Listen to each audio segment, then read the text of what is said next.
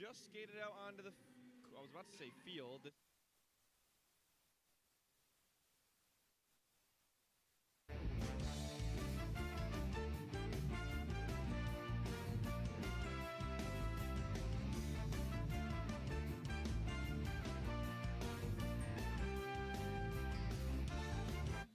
Wow, Lakers or what?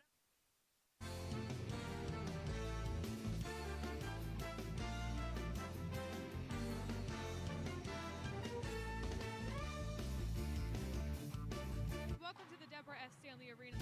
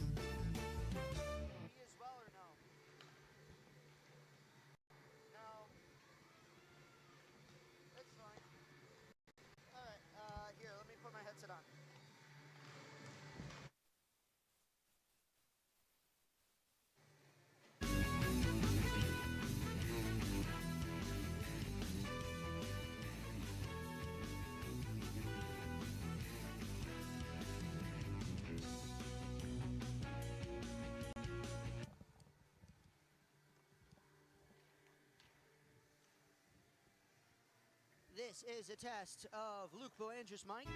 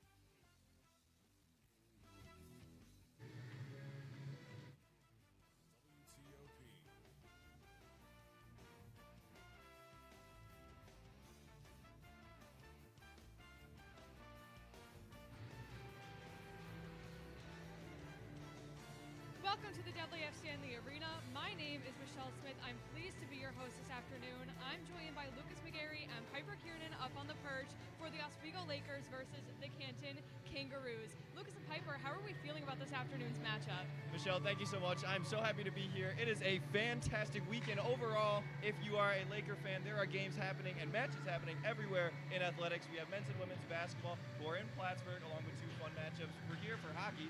Then tomorrow, track and field, swim and dive, and wrestling all have events all around New York.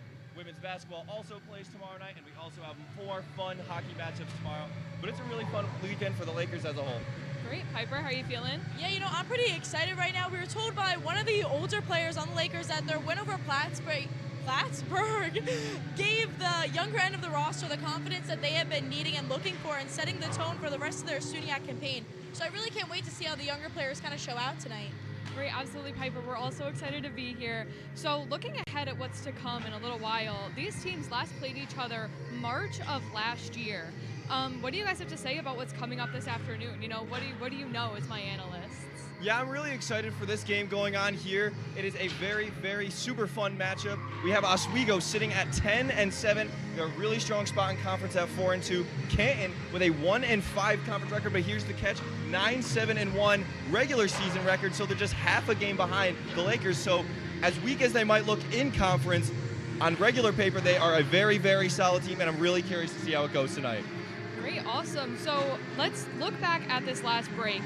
The Lakers had about a month off, but tonight it is the Lakers versus the Roos. The Lakers coming off a road win against the division rival, Plattsburgh, which you mentioned, and the Roos as well coming off of a loss against their rivals, the Potsdam Bears.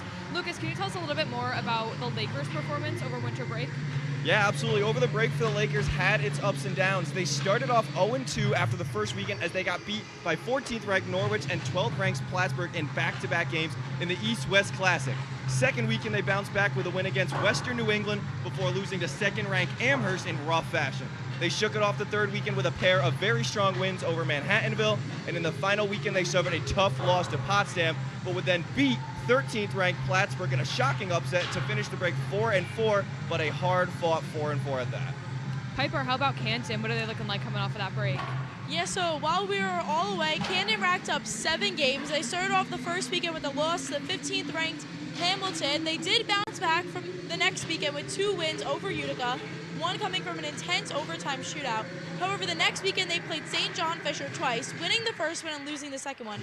In their final 2 games, losing to Plattsburgh, who's ranked number 13th, and then to their rivals Potsdam in a low-scoring game 2-1, to end their break with a 3-4 record.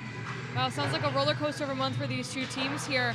Let's start to kind of switch our gears, though, from the past to the present and the future. What are those special teams and the power play and the penalty kill looking like for these teams? Piper, what can you tell us about that defensive side, the PK?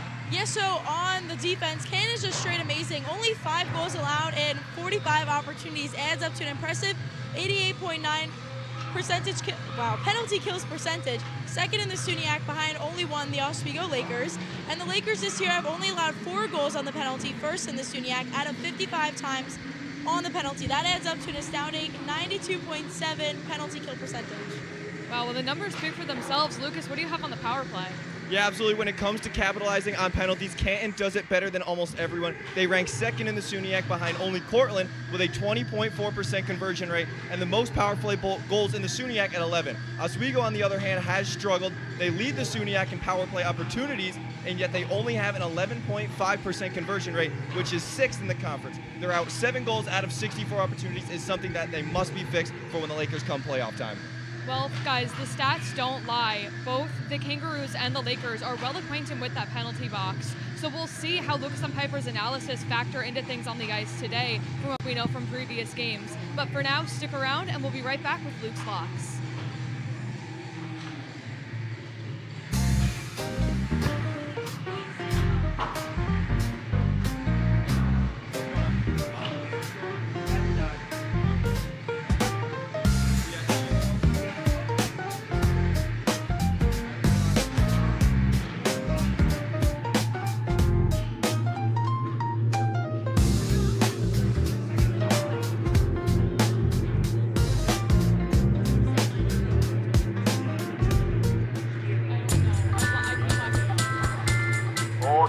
out. I would have liked to see more, beating or something. I don't think it's very nice. It's so annoying.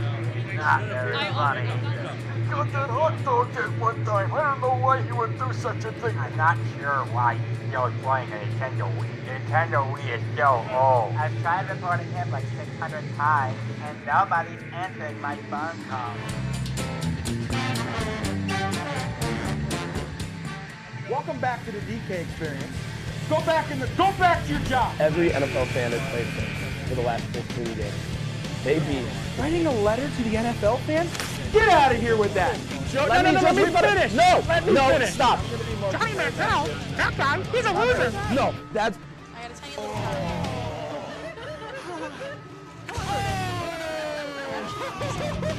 Watch the DK experience. What we do here is go back. For this paragraph? Cooked. You know it's cooked when it's not raw anymore. Gordon Ramsay in the seat here. Cat cam. Because Kenny pulled a picture of him. We can talk about next time. We can. Yeah. When we're not on. Yeah. One.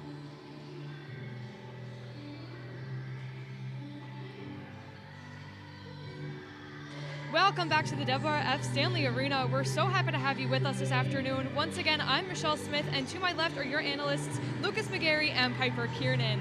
So we have some big news for Oswego fans this week. Freshman forward Kayla Dory was named the SUNY Rookie of the Week, and we're going to have Piper tell us some more about Kayla and this accolade. Yeah, so Kayla Dory was giving SUNY Women's Ice Hockey Rookie of the Week. Dory was given this honor due to delivering a game-clinching goal at 11:33 in the third to give the Lakers a 2-1 lead over ranked Plattsburgh in a big road win. And even better for her that Plattsburgh's our rivals. That is amazing. Congratulations to Kayla on that Lakers team, and thank you, Piper. Now, let's look at those starting lines. The entire game can hinge on that opening face-off. So we have a much older team in Canton facing off against the home team, Oswego, which is a lot of a younger roster this season.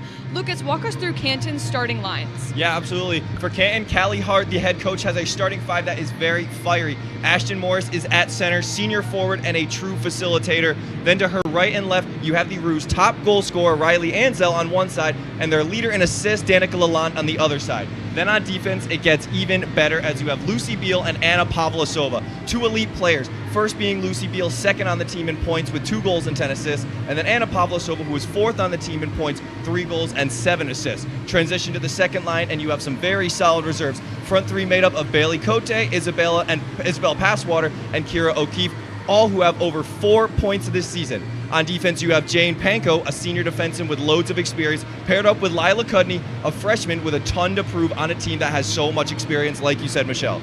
Then in goal, you have Molly Lenahan, a force in the SUNY Conference. Goals allowed per game is just 1 point, second ranked in the SUNY, along with a second highest 93.6 save percentage. It is going to be a tough day scoring for the Lakers. Thanks, Lucas. Piper, what can we expect to see starting for Oswego? Yeah, so for Oswego, their starting lineups are for attackers are Jenna Majeski, who has 6 goals, 3 assists so far this season. Then Megan Smith with 8 goals and 3 assists. And lastly, Elizabeth Cooley with 3 goals and 6 assists. For Oswego's starting defensive line is Leah Coley with 6 blocks and 8 points. And then Sydney Pinty with 10 blocks. And starting in goal, Mia DeVivo with 355 saves with a 92.0 save percentage. The second line starts with attacker Kayla Dory with 2 goals and 4 assists, moving on to Erica Parenti, who has 1 goal, 1 assist, and totaling 8 blocks. And then heading on to Alex O'Brien with 2 goals, 2 assists, and 8 blocks. Heading to the defensive players, we have Helen Van Dam, who has a total of 12 blocks and 5 assists, ending it off with Shay Giseli with 18 blocks and 4 points. Thanks so much, Piper. Now that we've looked at our lines, let's keep with that L theme and hand the show over to Lucas for Luke's Locks. Yeah, thank you, Michelle. I'm so glad that I get to deliver some more of my Luke's Locks here during hockey season. For my locks tonight, I have 2. My first, Molly Lenahan, I just talked about her. I predict she weathers a storm of offense from the Lakers, but stays strong and allows no more than 2 goals tonight.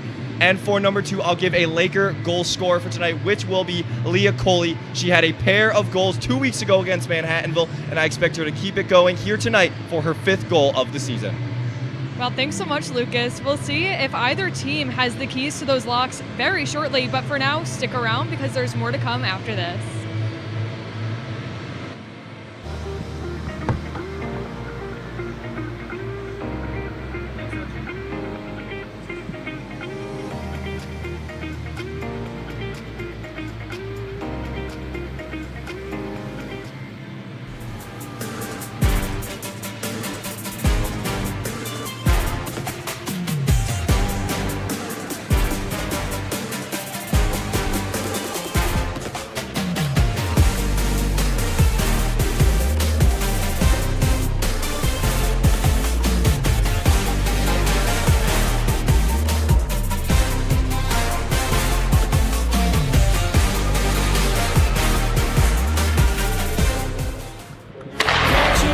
If it's hockey, It's what they score! it's on Hockey Talk. It's over! Join Rob Finger and his panel of guests Their behavior against easy teams, how do you lose to the Bruins twice? as they take you through the hockey world. We welcome you with open arms. Tune into Hockey Talk, Mondays at 9:30 after East Coast hockey games, only on WTOP.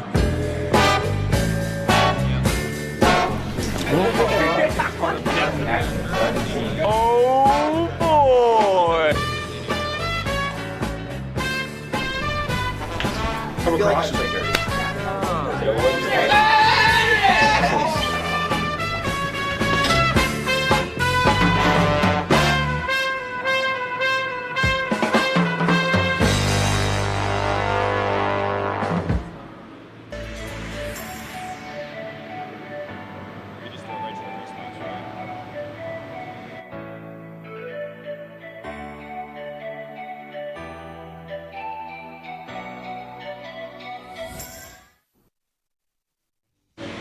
Welcome back to the Deb. I'm still Michelle Smith with old reliable Lucas McGarry and Piper Kiernan by my side. We have more analysis for you, but first, let's hear from Rob Finger and Luke Belanger over in the Steve Levy press box. Thank you very much, guys, up on the perch. Welcome into the Deborah F. Stanley Arena and the Steve Levy press box here. My name is Rob Finger alongside Luke Belanger. And Luke, this one, it's going to be a very hotly contested one coming in here in the arena. Yeah, for sure. I mean, Oswego coming off to such a big win, just really big for the identity. And, you know, it didn't score for 2 periods, comes in that last period, scores 2 goals, takes off the number 13 ranked in the country, Plattsburgh. Such a big win. I expect them to be huge today, but Canton also lost 3 straight. So they're going to come in ready to play. It's going to be a good one. Yeah, so both teams coming in here with a little bit of a fire beneath them. It's always good for Oswego State anyway to win their rivalry games over the Plattsburgh State Cardinals, and especially for Canton. Going to want to get back to those winning ways somehow, and they might see a little bit of an easier target here in the Oswego State Lakers here. Coming in, the record's 10-7 for the Oswego State Lakers, 9-7-1. So very similar here, Luke, for both of these teams here. But the first things we will get into is our goalie comparison. Luke, who do we have in net for Oswego? Yeah, Mia DeVivo, and she's been great all season. Coming off a 97% save percentage game last game. She's a sophomore, but she's so disciplined behind the net, and that really just shows every single game. .92 save percentage on the year, 1.5 goals against average, 10-7, not too bad, and she sees a lot of volume, so .92 just isn't the worst for Mia DeVivo. She's such a backbone for this Oswego team. She's a leader, and I think if Oswego does get a win today, she's going to be one of the main reasons that they do. Yeah, and especially for a goalie like Mia DeVivo, having been learned from a goalie like Lexi Levy from last year, easily one of the best goalie seasons in Oswego women's hockey history here, followed up by possibly her successor in Mia DeVivo here. She's put up some pretty good numbers herself. But we'll go to the side of the Canton Kangaroos, and in net for Canton is going to be Molly Linehan, and she herself is having a fantastic season. She's at a .936, the most out of any repeat goaltenders on her team. Of course, Clara Rayner with a 1.0, but only 1 appearance so far this season. And then Abby Seaman and Alyssa Townsley, .930 and .917, the 2 of them. So easily the best in her class here, and with a 1.7 GAA as well. The Lakers are going to have a pretty hard time finding the back of the net here in this game. And for Canton, the thing is with them is that if Oswego does get a couple goals on the board, they pulled their one goalie. They have plenty more. I mean, all three of those goalies, they have played great all season, and they have a lot of options to go to if one isn't working out for the day. Yeah, and speaking of the people who are going to be executing it out on that ice here, let's get into our X factors. Luke, who do you have for Oswego and then Canton? Yeah, for Oswego, Georgia Cunliffe. She's been absolutely wonderful. A freshman out of Millgrove, Ontario. Just a freshman, but second in points on this team with 10. She came onto the squad, just such a difference maker. Scored last game against Plattsburgh before Dorr. Shut it out for them. And yeah, she's just been great all season. She had 3 assists against Manhattanville. But yeah, so young, so good and developed, really. And then for Canton, Asha Hansen, senior, she hasn't scored in 8 games, hasn't had a point in 8 games, but what she is really a glue piece. She has a +7. She doesn't score a lot, doesn't take too many goals, but she always finds the open girl, super disciplined, such a leader on this team. Very much so, and especially on the side of Georgia Cunliffe as well, it being her first season here with the Oswego State Lakers. She's absolutely made a splash in her debut season here on the shores of Lake Ontario. But I'll get into my X factors here, starting with who I picked for the Oswego State Lakers, and I picked Elizabeth Cooley. So far, she also has a +7 in the plus-minus category, but also 6 assists, 3 goals, 9 points. Not too shabby herself, but one thing that I do want to point out, only one penalty all year, so she's kept it very clean out on this ice, and that's going to be important, especially in what might turn into a little bit of a grudge match 100%. Here today. But I will say, for SUNY Canton, I picked Riley Ansel. She herself, she's leading so far in the goal column for Canton so far. 7 goals, and especially against a goalie like Mia DeVivo, Canton is going to need some serious scoring power, so they will be definitely relying on Riley Ansel here so far in this game. So let's get to our box bets. Luke, who do you have coming out on top? Well, I think just purely based off Oswego's really good win against Plattsburgh, down all the whole game, coming to the third period, score 2, take it away. And then on the other side, Canton just has lost 3 straight. And I know I said earlier that can bring some readiness for them, but I think that Oswego just is on more of a high note. Canton kind of deflated. They lost their last 3 games. I think Oswego takes it away 3-1 today. Well, honestly, I think that this one's going to be a bit of a goalie battle. We've seen just the numbers from both of these goalies here. A 920 for DeVivo, a 936 for Molly Linehan. So this one's going to be a bit of a goaltending battle. I don't foresee too many goals coming out, but I do foresee Oswego coming out with the win 2-1 here. That is our box bets here from the Steve Levy Press Box. Don't go away, ladies and gentlemen. We've got more coming up from the perch. You're watching Oswego Lakers women's hockey right here on WTOP 10.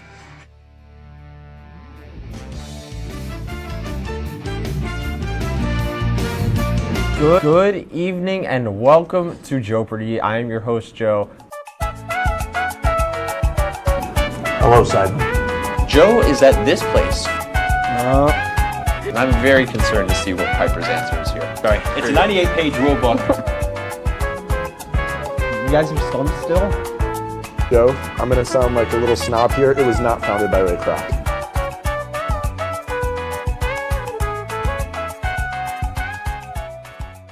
So you're probably wondering why the top producer of WTOP's new hit, Oswego Liza, is currently juggling a soccer ball right now.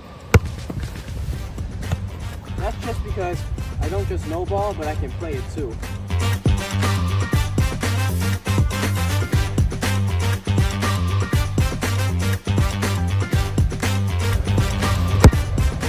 WTOP, live every other Sunday, 7 p.m. Tune in.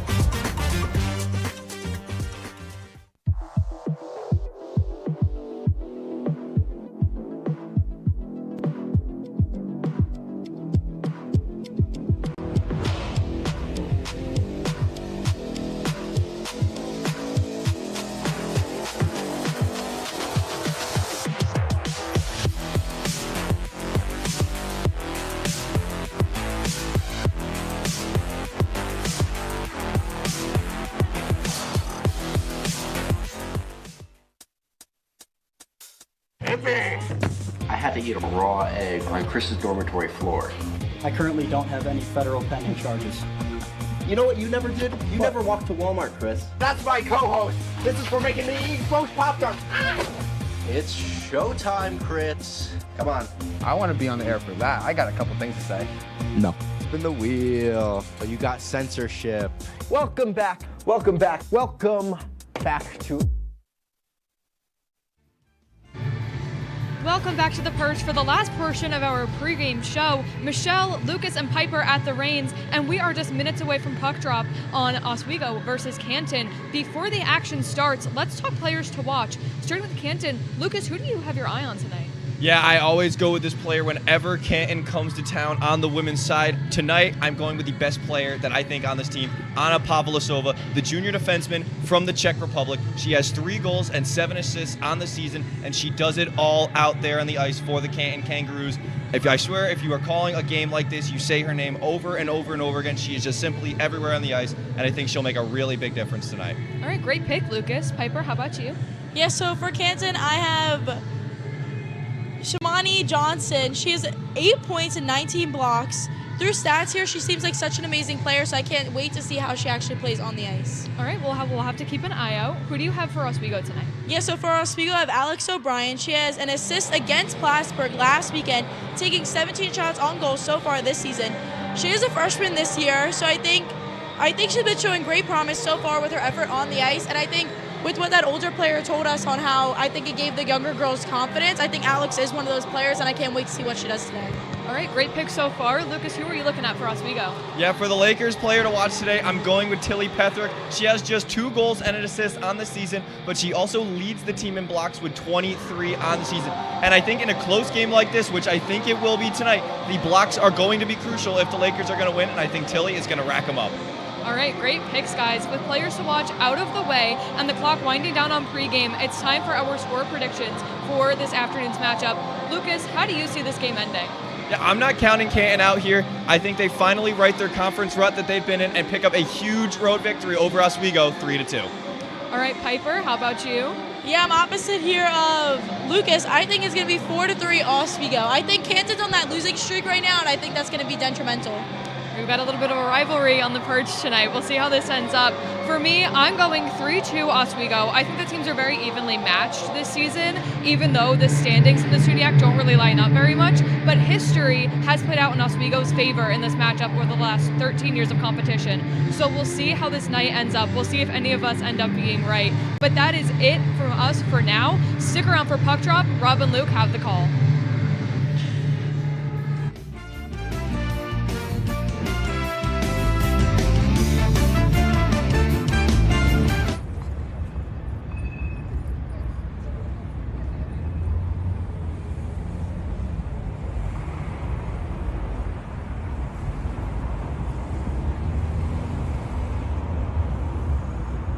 If you like action, romance, If you're watching this, and highbrow humor, What surface is this? Floor. Minch did not legitimately put his head in the toilet. there's only one place to turn. No! Tune in to new episodes of Oh boy! Only on WTOP.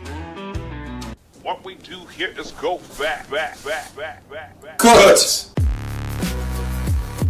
You know it's cooked when it's not raw anymore? Gordon Ramsay in the sea here. Cat cam. Because Kenny pulled a picture of him. Yeah. Yeah.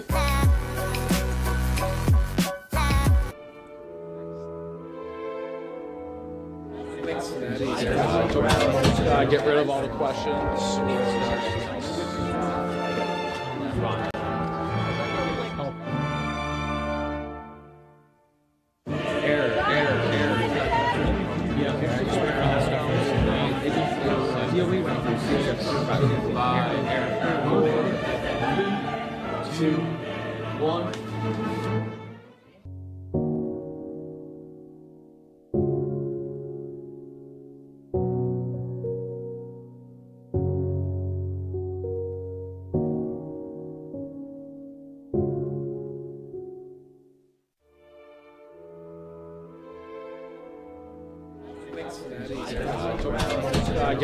question.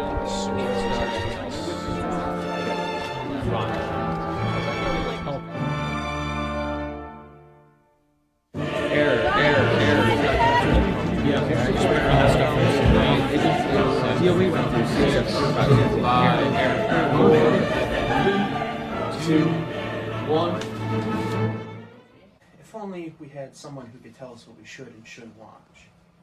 Well, do we have a show for you? Who are you? What are you doing in my bag? On Be Kind and Rewind, we will go through and review all your favorite movie franchises. And tell you which ones you should and shouldn't watch from the perspective of normal movie fans.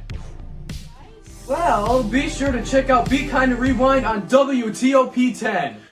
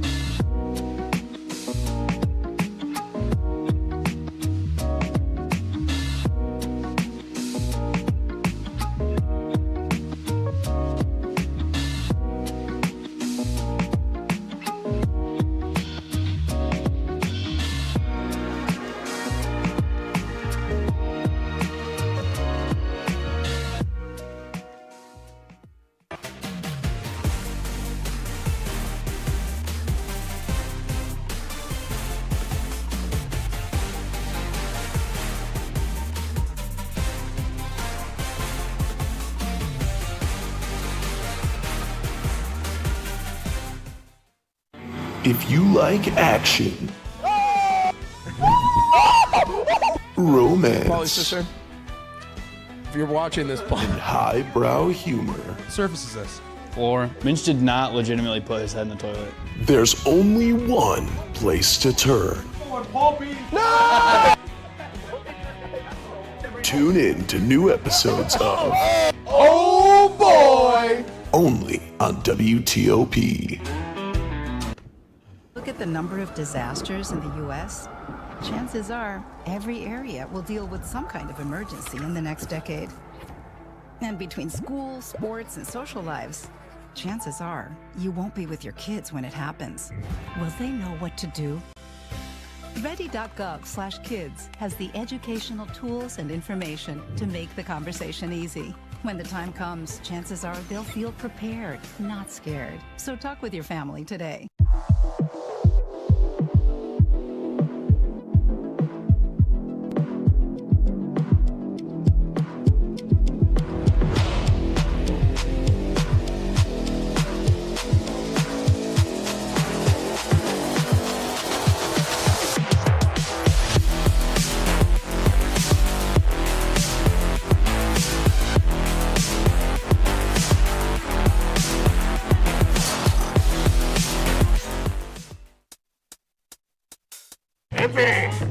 I had to eat a raw egg on Chris's dormitory floor.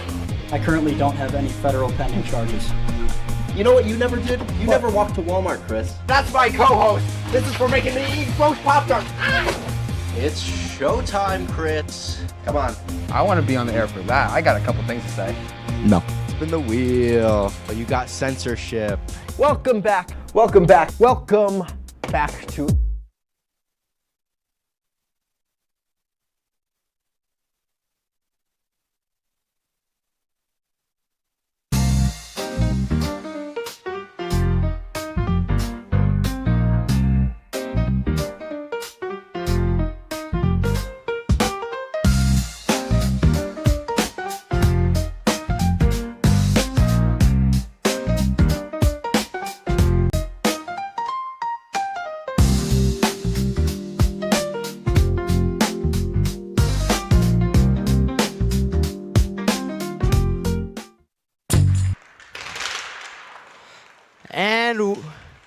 And with the national anthems finished here at the Deborah F. Stanley Arena, we welcome you back in to the Steve Levy press box. My name is Rob Finger alongside Luke Belanger, and we're here for today's matchup between your Oswego State Lakers and the Canton Kangaroos in the blue. This one is going to be, it's very much anticipated here some women's hockey back here on the campus of SUNY Oswego.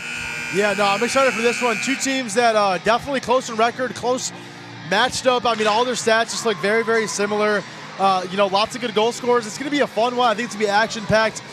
Something I want to point out that they play again tomorrow. It's going to be the first period of 6 that they'll play in the next 2 days.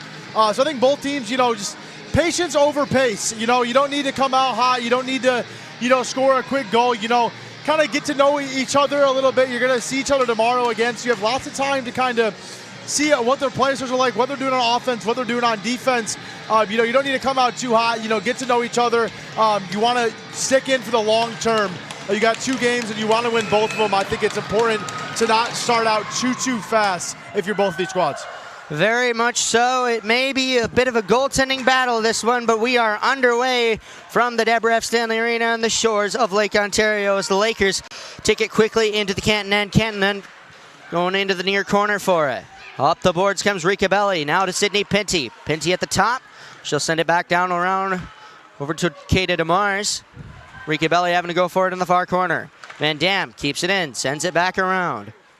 Georgia Cunliffe on the near boards. Ooh, gets bowled over by Pavlasova, and Canton's able to steal it away, sending it around to Riley Ansel on the far side, and they were able to break it out. Lots of physicality to start. I mean, you just see girls just going after girls, and it's exciting to see. It's what you want to see. You want to see a lot of physicality. I think it's the way to kind of get in each other's head, make it a little tougher for each squad to get offense started and going. Yeah, and you mentioned that you had a few keys beforehand. What do you think are the real keys to the game here for both of these teams to possibly take some victory as some quick offense comes in the Oswego end here? Yeah, for Oswego, I mean, they haven't played at home since December 6th. And I think you want to take that in, feel that home energy. You don't need to be fancy, stick to your guns. You play well at home. You're 5-1 at home, and Canton's 4-6 on the road. I think you need to feed off that home energy, and if they do that, I think they really could come away with a big win today. Canton looking to break it out here. Majeski, I should say, below the goal line, grabbing that. And now it's Smith. Over towards the far side. Canton able to get it off the glass, all the way down it'll go. Tilly Pethrick having to chase that one all the way into the Lakers end. DeVivo leaves it with a stick for her. Now it's O'Brien. Really controlling the puck here to start. I mean, Canton not really able to get anything going in their direction, kind of just dumping it off, and Oswego's been on the puck every single time. Leah Coley, Erica Parenti now with it. Over to Sydney Pinty on the near side. Pinty over the blue line. Dumping that one around. Kyra O'Keefe going into the far corner for it. Now it comes up for number 27, Joey Shamanauer. Nothing for Canton right again. Just, you can't find anything to take control of the puck. It seems like they have the puck for a couple seconds and they lose it right away. That'll be an icing, so we'll send it all the way down into the Canton end of things. Face off just to the right of Molly Linehan, the woman from the junior from West Chesapeake in Nova Scotia. A former member of the Ontario Hockey Academy, as are a couple others here on these Canton Kangaroos. As O'Brien wins that face-off, now it's Parenti below the goal line. Alexander really O'Brien. Good on face-offs all season long. They've been really, really good, winning most of their face-offs. Erica Parenti wrapping that one. Now it's Coley at the top. Pinty across. Shot blocked away by Jackson. Coley now around for Dory. Kayla Dory up across the blue line. Dipping back down. Dory now for Coley. Coley shot gloved up by the leather of Molly Linehan with 17-13 left to go in period number 1. Oswego really, good looks there. We didn't see a lot in the first couple minutes, but that was the first kind of sign of good offense for Oswego. Had a good couple looks. You had that one around the goal, almost went, didn't, but, good sign for Oswego. Jay Steele put one below the goal line here and going forward a couple different Lakers. Lance and Sirens in the mix, but it's Brittany Iverson who takes it and puts a little floater right on the ice all the way to Linehan. She will cover that one up with ease and stop things with 16:59 now left to go. Kind of a surprising shot there. It didn't really look like she had the opening, but kind of found one and, threw it up there. It didn't go through, but, just wearing out Canton's goalie, I think it's a smart play by Oswego, just getting the shots up, showing that your offense is here and ready to play. 16:58 still up on the board here in period number 1. 2-1 the shots so far. We'll get another face-off to the left of Linehan. This one won forward by Oswego. Natalie Lons. Around it'll come. Now it's Helen Van Dam. Tried to get that over towards Fiona Sierens. It'll go up the near boards though. Shay J. Seal looking to keep it in. Sierens working at the blue line. Ansel trying to get it out, but it's Lons who keeps it in for Oswego. Brittany Iverson. Van Dam able to keep it in. Iverson on the far boards. Over towards the center. Picked up instead, though, by Danica Lalonde. Captain J. Seal, a shot blocked away by the legs of Ashton Morris. Off the far boards it'll go, and hopping over the stick of Van Dam, it'll go all the way down the river. Iverson on the bench now, but that was a good little feed inside, just trying to get it to the middle, trying to see if the puck can show up with a Laker. I like Oswego's offense so far, that they've had the puck most of this game, and they've had good signs. Helen Van Dam now back to Shay J. Seal. J. Seal for Cunliffe and Van Dam in the middle. Lauren Ricabelli picks it up. All to the blue line, but Katie DeMars was just a bit over that blue line. So we'll have an offsides call with 15:52 left to go in period number 1. Face off across from this Oswego State Lakers bench below us. Ricabelli and Passwaters taking that one, but Passwaters wins it back for Canton. And Pavlasova will dump it in on Mia DeVivo, and she sees the incoming Kangaroos. She will cover that one up as to not risk anything extra. Yeah, I think Canton, just kind of seems a little lazy there. I don't know, just dumping it down. I feel like they can keep control of the puck. It doesn't really seem, you're getting the face-off in your end, but just feels like they haven't been controlling the puck a lot, not really playing slow, just kind of been dumping it down a lot, and I think a little bit too much. You wonder if it's almost that Oswego is forcing them to do that, because that is very much a strategic aspect of this game here. Force the team to have to dump it in and chase it all the time, but here comes Canton able to steal it away. Kyra O'Keefe again, Ricabelli having to chase that into the near corner for Oswego. Yeah, I think it is definitely credit to Oswego's defense. They've been everywhere and just not letting Canton breathe. DeMars dumps it in, picking it up. Jordan Caraccio, the local from right here in Oswego, chose to play for the Canton Kangaroos. Former member of also the Syracuse Valley Eagles down in the city of Syracuse. All the way down for Mia DeVivo. Lee Coley picking that one up behind the net of DeVivo. Now it's up for Tilly Pethrick. Pethrick across for Coley. Cooley having to chase that one down. Caraccio reverses it. Here comes Jackson. Now it's Pethrick. Cooley gets it up the boards, and here comes Megan Smith with the help of Jenna Majeski. Smith, a shot blocked away by the legs of Jane Panko. Around, it'll go to the far corner. Joey Shamenauer. Majeski trying to work it through. A shot! She's able to get it off. A Bobby Orr-esque shot off the backhand, but it just found Linehan's chest, and she will cover that one up with ease. Yeah, what a shot there. Falling down, gets a good look at it. Just can't go. Really good play by Linehan. But, again, Oswego finding their opportunities. Canton just can't really get a good look at a shot. Across to the near side for Lalonde. Through the middle. Riley Ansel having to take it into the Oswego end herself. Leah Coley under pressure now. Canton working towards DeVivo's net. No shot will come. Instead picked up by Alexandra O'Brien. Kept in, though, by Caraccio. Ashton Morris just missing it. Had the open look. Swung at it. Tried to slap it in. Just couldn't find the puck on her stick. Sydney Penty coming into the Canton end here. Penty, a shallow angle shot there. Just did not quite have it. As Penty comes back around. Hit Linehan right in the head. Quick shot there from Penty again. O'Brien now for Dory. Dory trying to walk it in. Can't get through the stick of Danica Lalonde. Across now for Van Dam. Now up for Gisele. Gisele. And a redirection nearly found Twine. It'll go to the wide into the near corner. Now up for Van Dam. Van Dam blocked away by the legs of Riley Ansel again, and she's having to go to the bench for that one. Jay Seal. Defense here. Jay Seal up the boards. Backhander, lawn, shot, save made, and covered up by Molly Linehan. Yeah, I think Oswego just keep doing what you're doing. You're playing great. You had a good look there. doesn't go, but, sending it into the middle, letting rebounds do their magic. Also, open shot right there, just found the cutter in Jazeel did, and just, good shot. Those will fall eventually. Face off, one to the near boards here, and up the boards it'll go. Fiona Sirens keeps it within striking distance. Lucy Beal, though, sending it back below the goal line. Canton working it around, now up into the hands of Julia Power. Now it's Pethrick. Pethrick towards Fiona Sirens around that blue line. Just make sure you don't get offsides. Natalie Lawns coming through the middle, able to stay with it. Lawns back across. Iverson didn't quite get her stick on it. Sirens now up for Power. Power to Pethrick. Pethrick sends it deep. Lawns. Iverson shot just wide. If you had another Laker coming in on that left side, the rebounder right there, just not in the right place at the right time. Oswego. Brittany Iverson on the near side. Having to dig at it.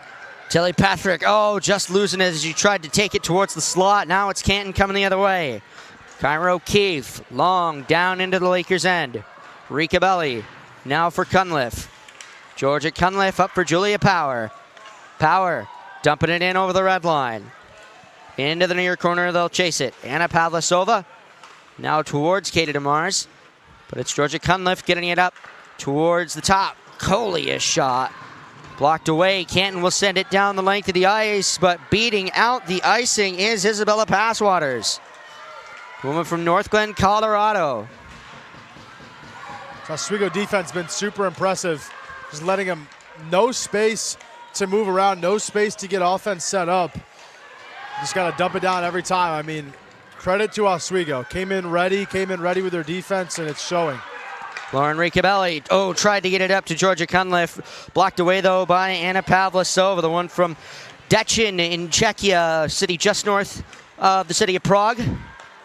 She's coming over here to the States to play some D3 hockey, and that one will go into the Lakers bench. Will have a face-off deep in the Canton end. This one to the left of Molly Linehan. Oswego's just been playing great. I mean, it doesn't show on the score. It shows on the shots. 5-2. And Canton really hasn't had a worthy shot. They've just been they've been on goal, but not really anything that would ever go through. Shot. Sorry to step on you there, but just the action kicking up quickly off the faceoff as Cooley grabs it back for the Lakers. Jay Seal now up for Van Dam. Van Dam up the boards, over the blue line into the zone. Pickpocketed, though, by the Canton Kangaroos. Majeski, though, able to recover. Majeski, now Van Dam and Smith. Megan Smith taking it deeper. Smith curls back, tried to get a shot on, could not do it at this point. Van Dam sends it back below the goal line. Jenna Majeski. Scary in that zone, leads the team with 11 points. Majeski gets tripped. We've got a penalty on the play. Jay Seal, a shot, blocked away. And Jay tried again, just through traffic. Couldn't quite get through, though. Majeski below the goal line, and that one will be called 2 for tripping on the Canton Kangaroos. And I believe that win will be number 9, Jane Panko, the woman from Brantford, Ontario. The birthplace of Wayne Gretzky, Brantford. But she will go to the box a little bit less clean than Gretzky. Oswego hasn't done well on their power play all season. I mean, 7 for 61. Canton does well at killing the power play. They've only allowed 5 goals on 45 opponent power plays. Canton averaging 3 penalties a game and gets one there. Oswego, let's see what they can do. Jackson coming in and Mia DeVivo having to play that one to the corner. Now it's Georgia Cunliffe. And a good shorthanded opportunity for Canton early. Coley, now for Ricabelli, over the red line, over the blue line. Into the zone they will come. Caraccio, now it's Coley, the shot. Save made. Ricabelli now up for Pinty at the top. They will slow it down. Sydney Pinty across, Leah Coley. Now to Cunliffe on the near side. Cunliffe right into Ricabelli, hops over her stick though. And the Czech will put her stick on it. Coley, now for Cunliffe. Cunliffe, Ricabelli to Pinty at the top. Pinty walks, shot over the net. Behind though, they had a quick opportunity for a rebound there, but it's picked up by Georgia Cunliffe. Now it's Coley on the far side. Coley, Ricabelli, the shot, the redirect just couldn't quite find its way past Linehan. Linehan, wow, just really, really good there. Almost went through, couldn't do it. Linehan really staying disciplined here. Pinty for Coley, back for Pinty. Pinty, shot, blocked away by Chamonix Jackson. Cunliffe, shot just wide of the net. Around it comes. Danica Lalonde able to get it out of the zone just for now, though. Jay Seal leaves it for Cooley on the near side. Elizabeth Cooley up for Megan Smith. Smith to Shea J. Seal and across for Erica Parenti. J. Seal for Cooley. Cooley for Parenti.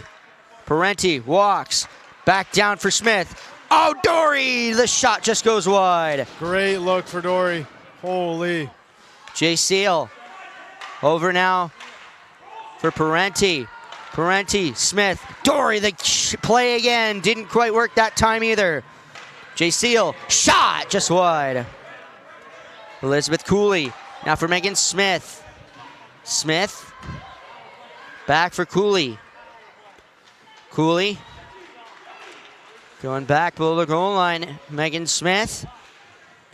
Smith now for Kayla Dory below the goal line.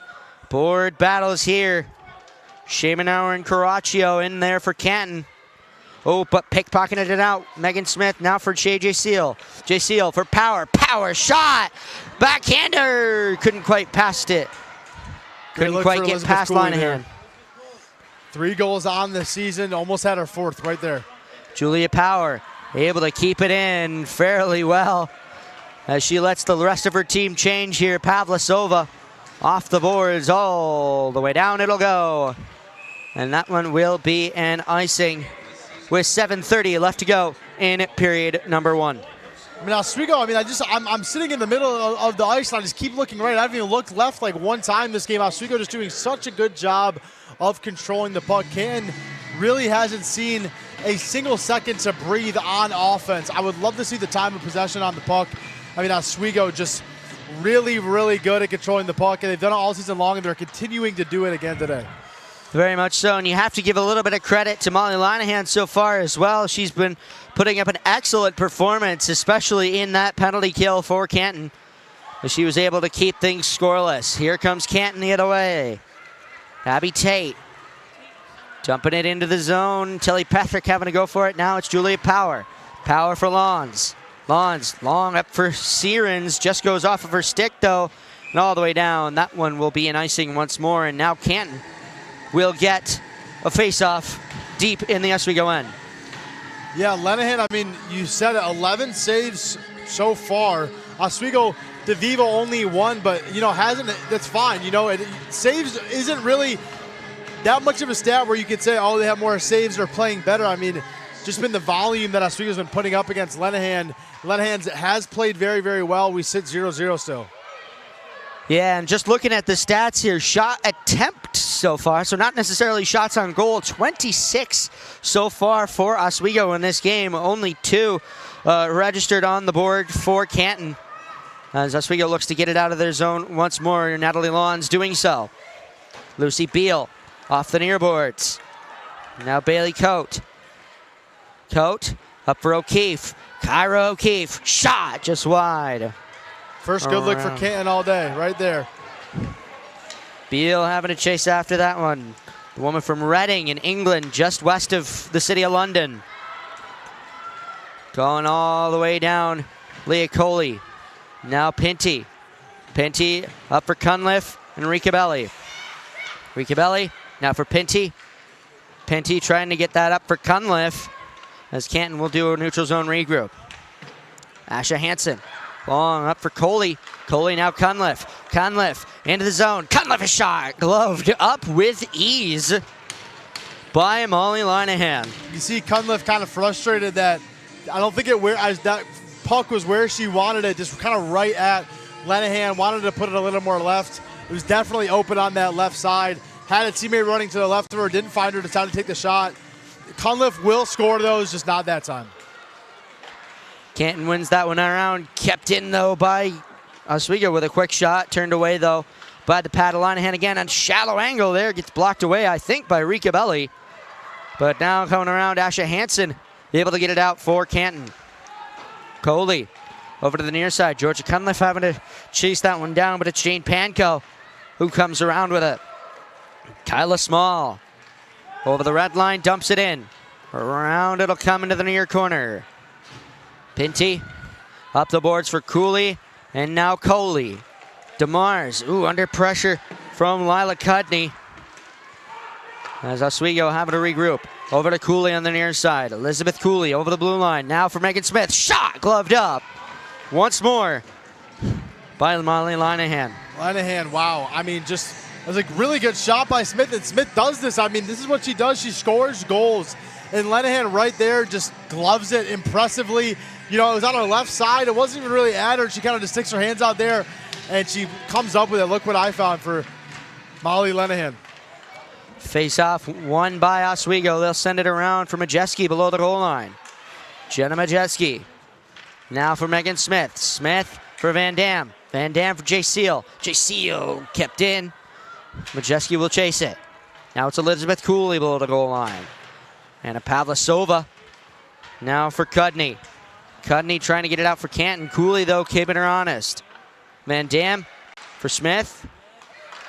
Able to keep it in momentarily, and with a skate there, Majeski having to chase it towards Megan Smith. Kept away, though, by Lila Cudney. Van Dam around for Majeski. Majeski, board battle, leaving it for Van Dam. Goes through her legs there, Van Dam. Now up for O'Brien. Jay Seal walks, shot, blocked away by Danica Lalonde. Jay Seal, across from Megan Smith. Smith able to grab that, but now it's up for O'Brien. O'Brien, Van Dam, Helen Van Dam, Alex O'Brien, now down below the goal line for Majeski. Jenna Majeski now for Smith and O'Brien at the top. O'Brien sent back around. Majeski having to come back to the bench here, not able to see that the puck was coming around to her side, and Canton's able to break it out. If Dory caught that, put it back down, she had a wide open lane, misses the catch, Dory probably would have scored right there. She had a wide open lane, no Canton people on Oswego's side of the ice. Close call there. Oswego rushing back in, Erica Parenti kicking it away, but instead to a Canton Kangaroo as it goes off the boards. Here comes Bailey Coe from Chandler, Arizona. Quick shot, blocked away by Tilly Pethrick. That one goes slowly below the goal line. Pass Waters, now for Coe. Parenti wrestles her down. Now it's Pethrick. Tilly Pethrick up for Kayla Dory. Over the blue line, over the red line, over the blue line into the zone. She'll lug it until Canton takes it away from her just beyond that blue line. And good discipline there from Erica Parenti, able to keep it below the goal line, or below the blue line, as to not get an offsides. That one gets sent down into the Oswego end. Oh, and a miscommunication there. I don't think either of those people saw each other, but here comes Canton, a quick shot blocked away by Kayla Dory. Goodness gracious, I mean, Dory right there kind of saved them. They were all out of position. Two Oswego players running into each other. Good block there by Dory. Sent it cross over towards the far side. Shamenauer having to chase it for Canton, along with Kayla Dory. Coley now up for Dory again. Julia Power over the red line, dumps it into the zone. 4 out of 5 go to change for the Lakers. And here comes Shamenauer on an opportunistic play for Canton. All the way down it'll go. Joey Shamenauer, less than 2 minutes to go here in period number 1. Off the boards, Iverson gets it clear. Fiona Sierens trying to break it up. But it's Riley Anso who sends it in. Jay Seal around all the way down it'll go. Cudney grabbing that for the Kangaroos. Lila Cudney, under pressure from Iverson, has to reverse it. And a Pavlasova comes in. All the way long. Over towards Helen Van Dam. Van Dam, Shay J. Seal. J. Seal now back for Van Dam. Across, Iverson. 1:10 to go. Off the far boards. Here comes Canton, 2-on-1 if they hurry. Tate across, backhanded by Lalonde, just cannot find the twine. Long across, Fiona Sierens. Lalonde across right there the blue line. had a good little look there. I was surprised to see it went off her stick in that way. It looked like she didn't have the angle, but she kind of waits for it to pass her stick and finds a way to get it on to Vivo. Doesn't go, but a good play there by the senior Danica Lalonde. Canton looking to get it out here. Asha Hansen, just over 30 seconds left to go. Hansen, oh, right to the side of DeVivo's net. It's still loose. Below the goal line it'll go. Leah Coley under pressure from Izzy Bourgeau.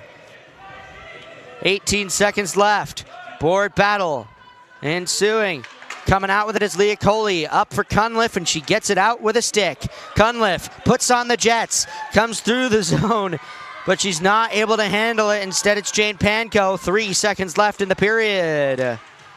And that'll do it for period 1 of action here from the shores of Lake Ontario. The score after the first 20, none for the Lakers, none for Canton so far in what has been a very stout performance for Molly Linehan in net for the Canton Kangaroos here.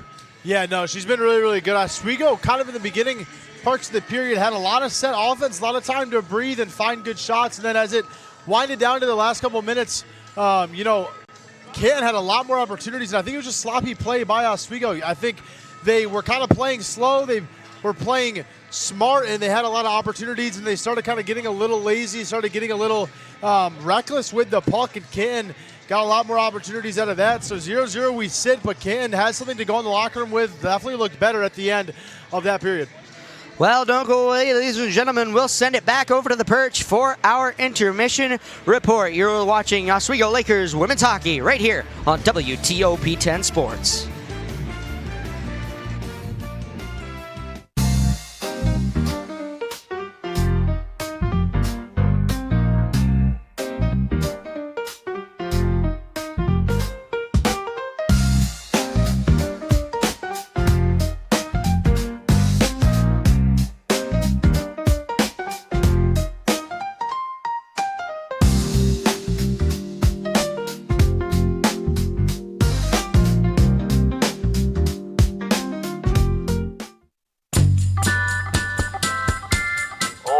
But I would have liked to see more, Poutine or something. I don't think he's very nice. He's so annoying, and he's not very funny either. He got that hot dog at one time. I don't know why he would do such a thing. I'm not sure why he's still playing a Nintendo Wii. The Nintendo Wii is so old. I've tried reporting him like 600 times, and nobody's answering my phone calls. Welcome back to the DK experience. Go back to your job. Every NFL fan has played for the last 15 games. They beat. Writing a letter to the NFL fans? Get out of here with that. Let me finish. No, finish. Stop. Johnny Manziel, that guy, he's a loser. No, that's.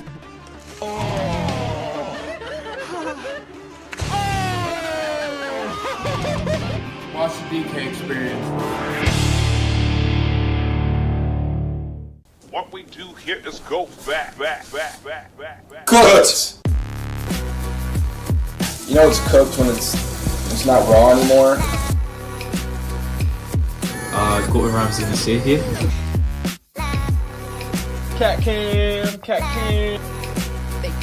Because Kenny pulled a picture of him.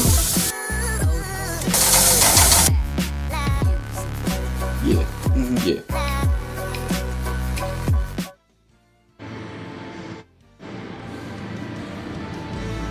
Welcome back to the Perch for our first intermission report. I'm your host, Michelle Smith. I'm joined by analysts Lucas McGarry and Piper Kiernan. I have to say, guys, this first period was a lot slower of a game than I thought. I thought we were going to come in, legs pumping with a lot more action than we did, but it's kind of come down to a difference in defensive play this first period. I know Lucas was talking a little bit about how important that D is, but how much we need to see that offense as well. What do you have to say about that part of this first period? Yeah, I mean, it totally makes sense that this has been a defensive battle. Oswego coming into this game averaged just 1.9 goals against per game, and Canton an even lower 1.6 goals against per game. These are two insanely good defenses. And then you have goalkeeper Molly Linehan, who, I think she had 14 saves in that first period. Absolutely ridiculous. She has been out of this world, playing super, super well, and it really just comes down to who can make that first big shot. And I think it comes down to the shot difference that we'll talk about in a little bit. But as of right now, Oswego dominating on offense, but that's just because Canton doesn't have any right now, and I think defense will wear out eventually.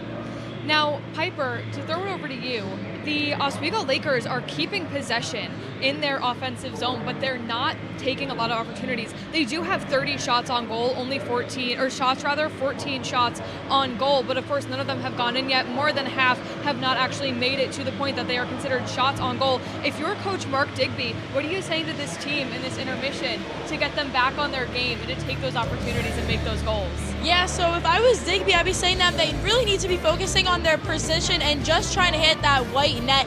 Don't focus on anything else. Yes, of course, Canton's defense is there right now and their defense is hot, but at some point, keep on shooting. That's another big thing. Yes, they have 30 shots on goal, but you have to keep on shooting to get them into that net, especially with wearing out their defense. Throughout the rest of the game, you're going to be wearing the defense out. They're not going to be as hot as they started. So if you keep on shooting, at some point, those shots are going to go in. Great. Lucas, if you don't mind, can we revisit those Luke's locks and see if anything has changed? I think a lot has kind of stayed the same as far as your predictions have gone. Yeah, I mean, like I said, for Molly Lenahan, she's been a brick wall in goal right now, 14 saves. And I had a feeling that she was going to weather the offensive storm from Oswego. Just like I said, Oswego has a dominating, like you said, 30 shots already, 14 on goal, an outstanding mark in just one period. And Lenahan has looked calm, cool, and collected the entire time. And then on the other side, I did pick Leah Coley as my goal scorer. She has 4 shots on game. I think it's only a matter of time before she slips one right by Molly Lenahan. I really like my picks, or my locks, so far right now, and only time will tell. Well, it's entirely possible if they do get a shot past Lenahan. Again, Oswego with those 30 shots, 14 on goal. 12 of those shots, though, come from sophomores. We talked about how this is a young roster, a young team. Do you guys have any thoughts about how this young team might be kind of carrying the older players as we get into the second half and the end of the season? Yeah, I wouldn't really choose the word carrying for help. I think it's more of like helping the older players, and especially with the way they found their confidence, maybe not even helping, but I think the older players are letting those girls be confident on the ice and giving them more opportunities after they saw their confidence grow in the game against Plattsburgh. Yeah, I have to completely agree with Piper. I think that the vets are letting some of these younger talents take over in these games because they do just that. They are taking over. They have such raw power in these players that they are now introducing to the conference, and they're playing super, super well. So the vets on this team are going to take a step back because in some cases that is what's necessary, and we're seeing that on Oswego. All right, well, it'll be an interesting next few seasons. We have a lot of freshmen and sophomore on this Oswego team. Like Piper mentioned, not carrying, wrong term of phrase there for myself, but definitely helping these older players in their last season or last couple of seasons. We did mention that this period was very slow. Do you guys think that it'll pick up in the second? Do you think there's any, kind of desire to get that grind going? Or do you think this is kind of how the hockey game is going to play out? Very smooth sailing, taking those shots, waiting for those chance opportunities? I'm really curious to see how both of these offenses switch up their game because Oswego, like we keep saying, tons of shots on goal, but it's not working. You need to find a way to beat Molly Lenahan, and they haven't been able to right now. And then on the other side for Canton, the offense is just flat out not working whatsoever. Every time they bring it to their side of the ice, they're losing it almost instantly. They need to be better with the puck. They've been a little sloppy. We've seen some misses from them. We've seen some complete whiffs. They need to be more efficient with their passing and with their shooting. And I think the switch up in this second period will completely throw this very stout Oswego Lakers defense off, and it could lead to some goals from Canton, slipping it by DeVivo, who's had a very quiet first period. Now, I don't think that the game might as well, but I don't think the game will pick up speed. I think we might think that it might pick up speed because I think that the Oswego Lakers are going to start tiring out the Canton Kangaroos by just the way they're playing. Like Cannon's out, Oswego's out skating Canton already. Just I think the Canton players are getting more tired, and I think that they're kind of putting their all into the game right now, and I think they kind of need to even slow it down more for them to be able to regain that speed and energy. All right, well, we'll see what happens going into that second. Right now, we have Kayla Dory, that rookie of the week, has been very outspoken on the ice, taking opportunities, connecting those passes. But we've had bigger names, Jenna Majeski, Erica Parenti, be a little bit quieter. So we'll see what it's like in the next 20. We'll see if any of these teams manage to get a shot in on any of those, plethora of shots on goal that they had this first period. So stick around for puck drop on the second period.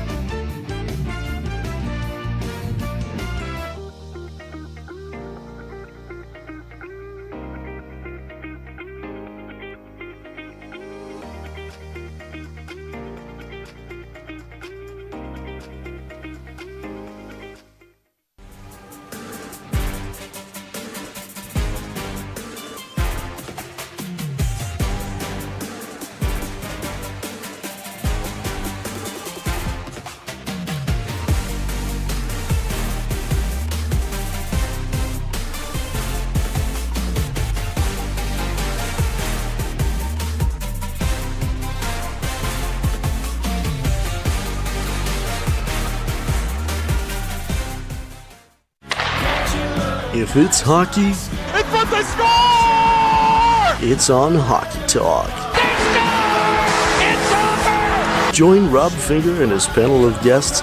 Their behavior against easy teams, how do you lose to the Bruins twice? As they take you through the hockey world. We welcome you with open arms. Tune into Hockey Talk, Mondays at 9:30 after East Coast hockey games. Only on WTOP.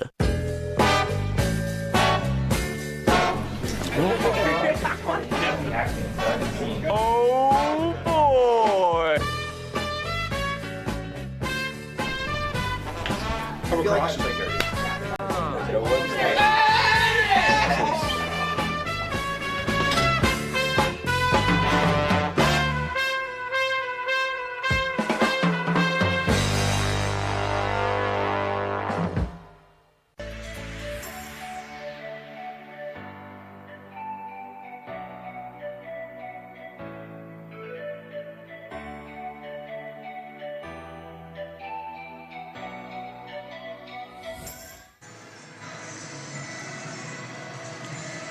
Welcome back up top of the Steve Levy press box here at the Deborah F. Stanley Arena. My name is Rob Finger alongside Luke Belanger, and this is quite the game, especially offensively for Oswego, that's been put in front of us here. Yeah, for sure. And I think Oswego has been playing really, really well. We saw at the end of the period, like I said before, just got a little lazy with it. Just didn't really control the puck as well as they did, causing more shots for Canton. Canton did have a good couple looks, and they will go. Canton does score a lot of goals, and Oswego definitely needs to come out, be a little bit more safe with the puck and control like they did in the beginning of the first period. Very much so, and I mean, especially for Oswego to be able to possess it for so long in that zone, it very much is a testament to how they're playing this game offensively. They're able to set it up and to be able to pass it around quite as easily as they have been in this game. It's really a testament to just how well put together this team that Mark Digby has formed is. Yeah, for sure. But also, Molly Linehan has been just incredible. I mean, lots of good saves. Oswego's had very good looks. They've had, a lot of rebounds, weird shots that have gone near the net, and Molly Linehan has stayed disciplined, stayed on her game, hasn't really moved too much. Just been really impressive. Very much so for the Oswego crowd here so far, just to come in the middle of a Friday afternoon and see some hockey here, and it's a very tight game here. And kudos to Canton as well. I mean, for as much as Oswego's been able to get it into Canton's zone and being able to possess it in that zone as well, Canton's been able to toss it out of the zone almost as many times here. Yeah, no, and Canton has been tossing out of the zone, but also I would like to see them just kind of slow it down a little bit, just get their offense set up. Canton scores a lot of goals. They're good on offense. They have a lot of goal scorers that play well with the puck. I think they're not really giving themselves a chance to kind of find some good offense, find good lanes. I think you just need to slow it down a little bit. Try to, let Oswego get set, let them get set, and see what they can do with the puck when they're in their zone.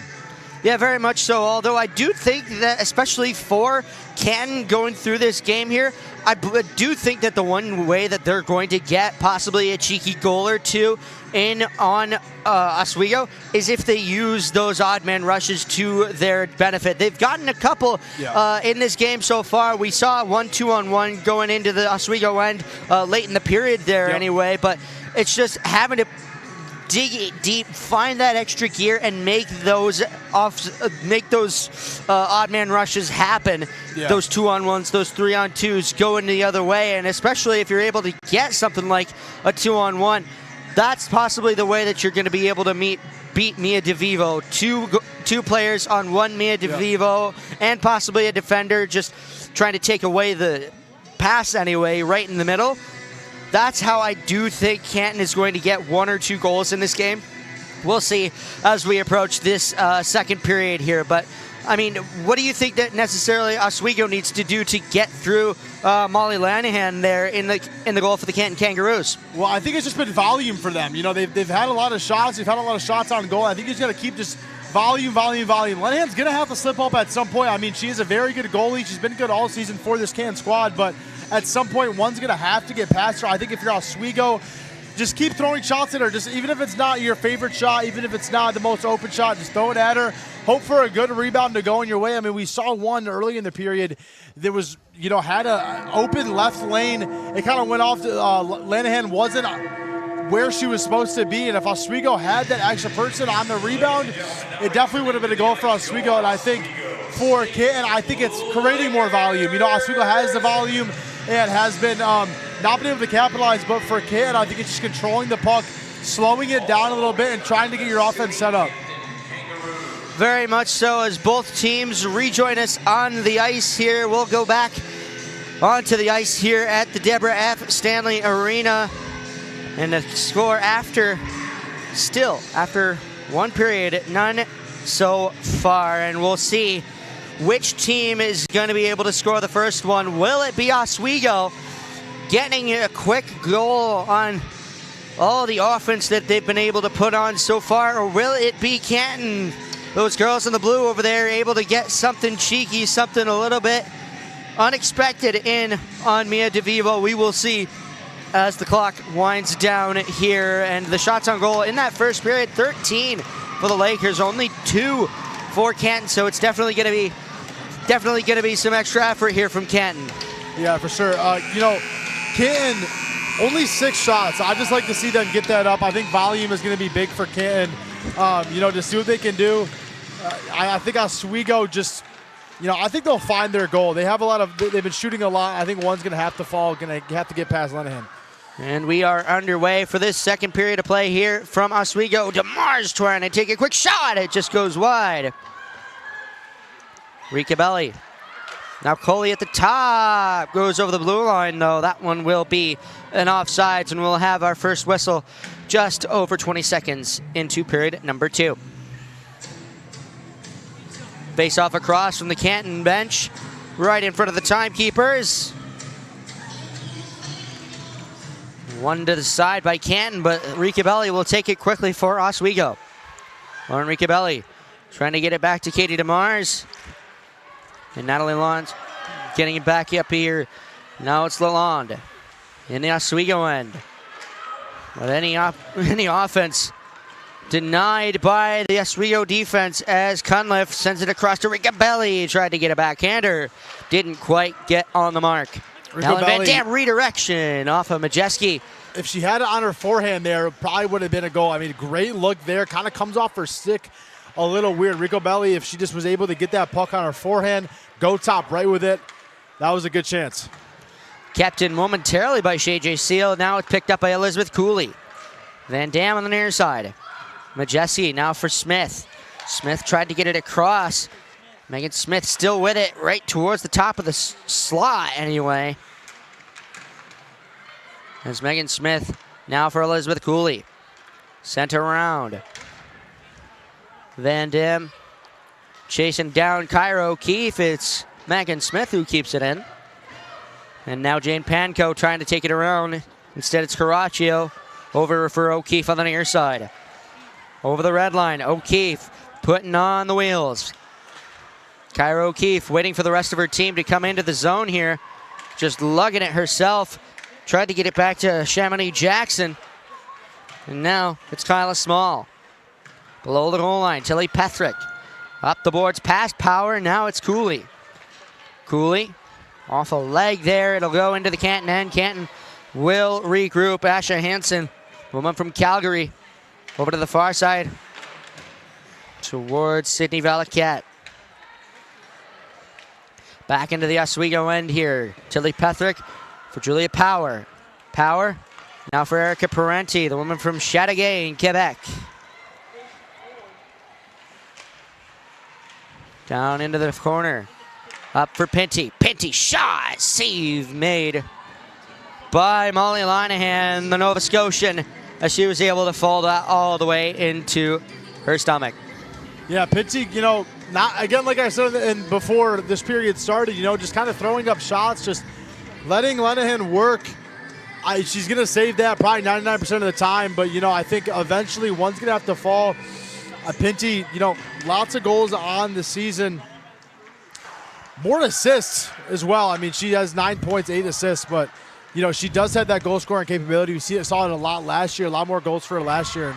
And, just really, really impressive by her. And I'd like to see Oswego get some breakaways here like they are doing right now. Kayla Dory trying to come into the Canton end here and instead hands it into the hands of Anna Pavlisova. And here comes Lalonde, Danica Lalonde alone on DeVivo, and she makes the save. Mia DeVivo slides across and shuts her down with the pad. Canton's best chance they've seen all day, probably one of their best chances they've seen all season. Mia DeVivo shuts it down though, great play. Beal a shot, blocked away. And Oswego will grab it and escape. Still unscathed here. Kayla Dory trying to come into the zone. She comes with it, but not quite with it in her hands. Good denial by Lucy Beal there. Dory had to one move away from an open goal there. And here comes Canton, a shot just over the net of DeVivo. And she is breathing a sigh of relief on that one as Brittany Iverson just got intercepted there by Kyla Small, fresh off the bench. What a line change there. I mean, they had an open lane 2-on-1. Line change comes in and totally stops her. Impressive. Canton coming back down the other way. And Canton with some rejuvenated energy here. Kyra O'Keefe around the corner. Gives it instead to Asha Hansen. Shot, save made by the leather of Mia DeVivo with 15:46 left to go in period number 2.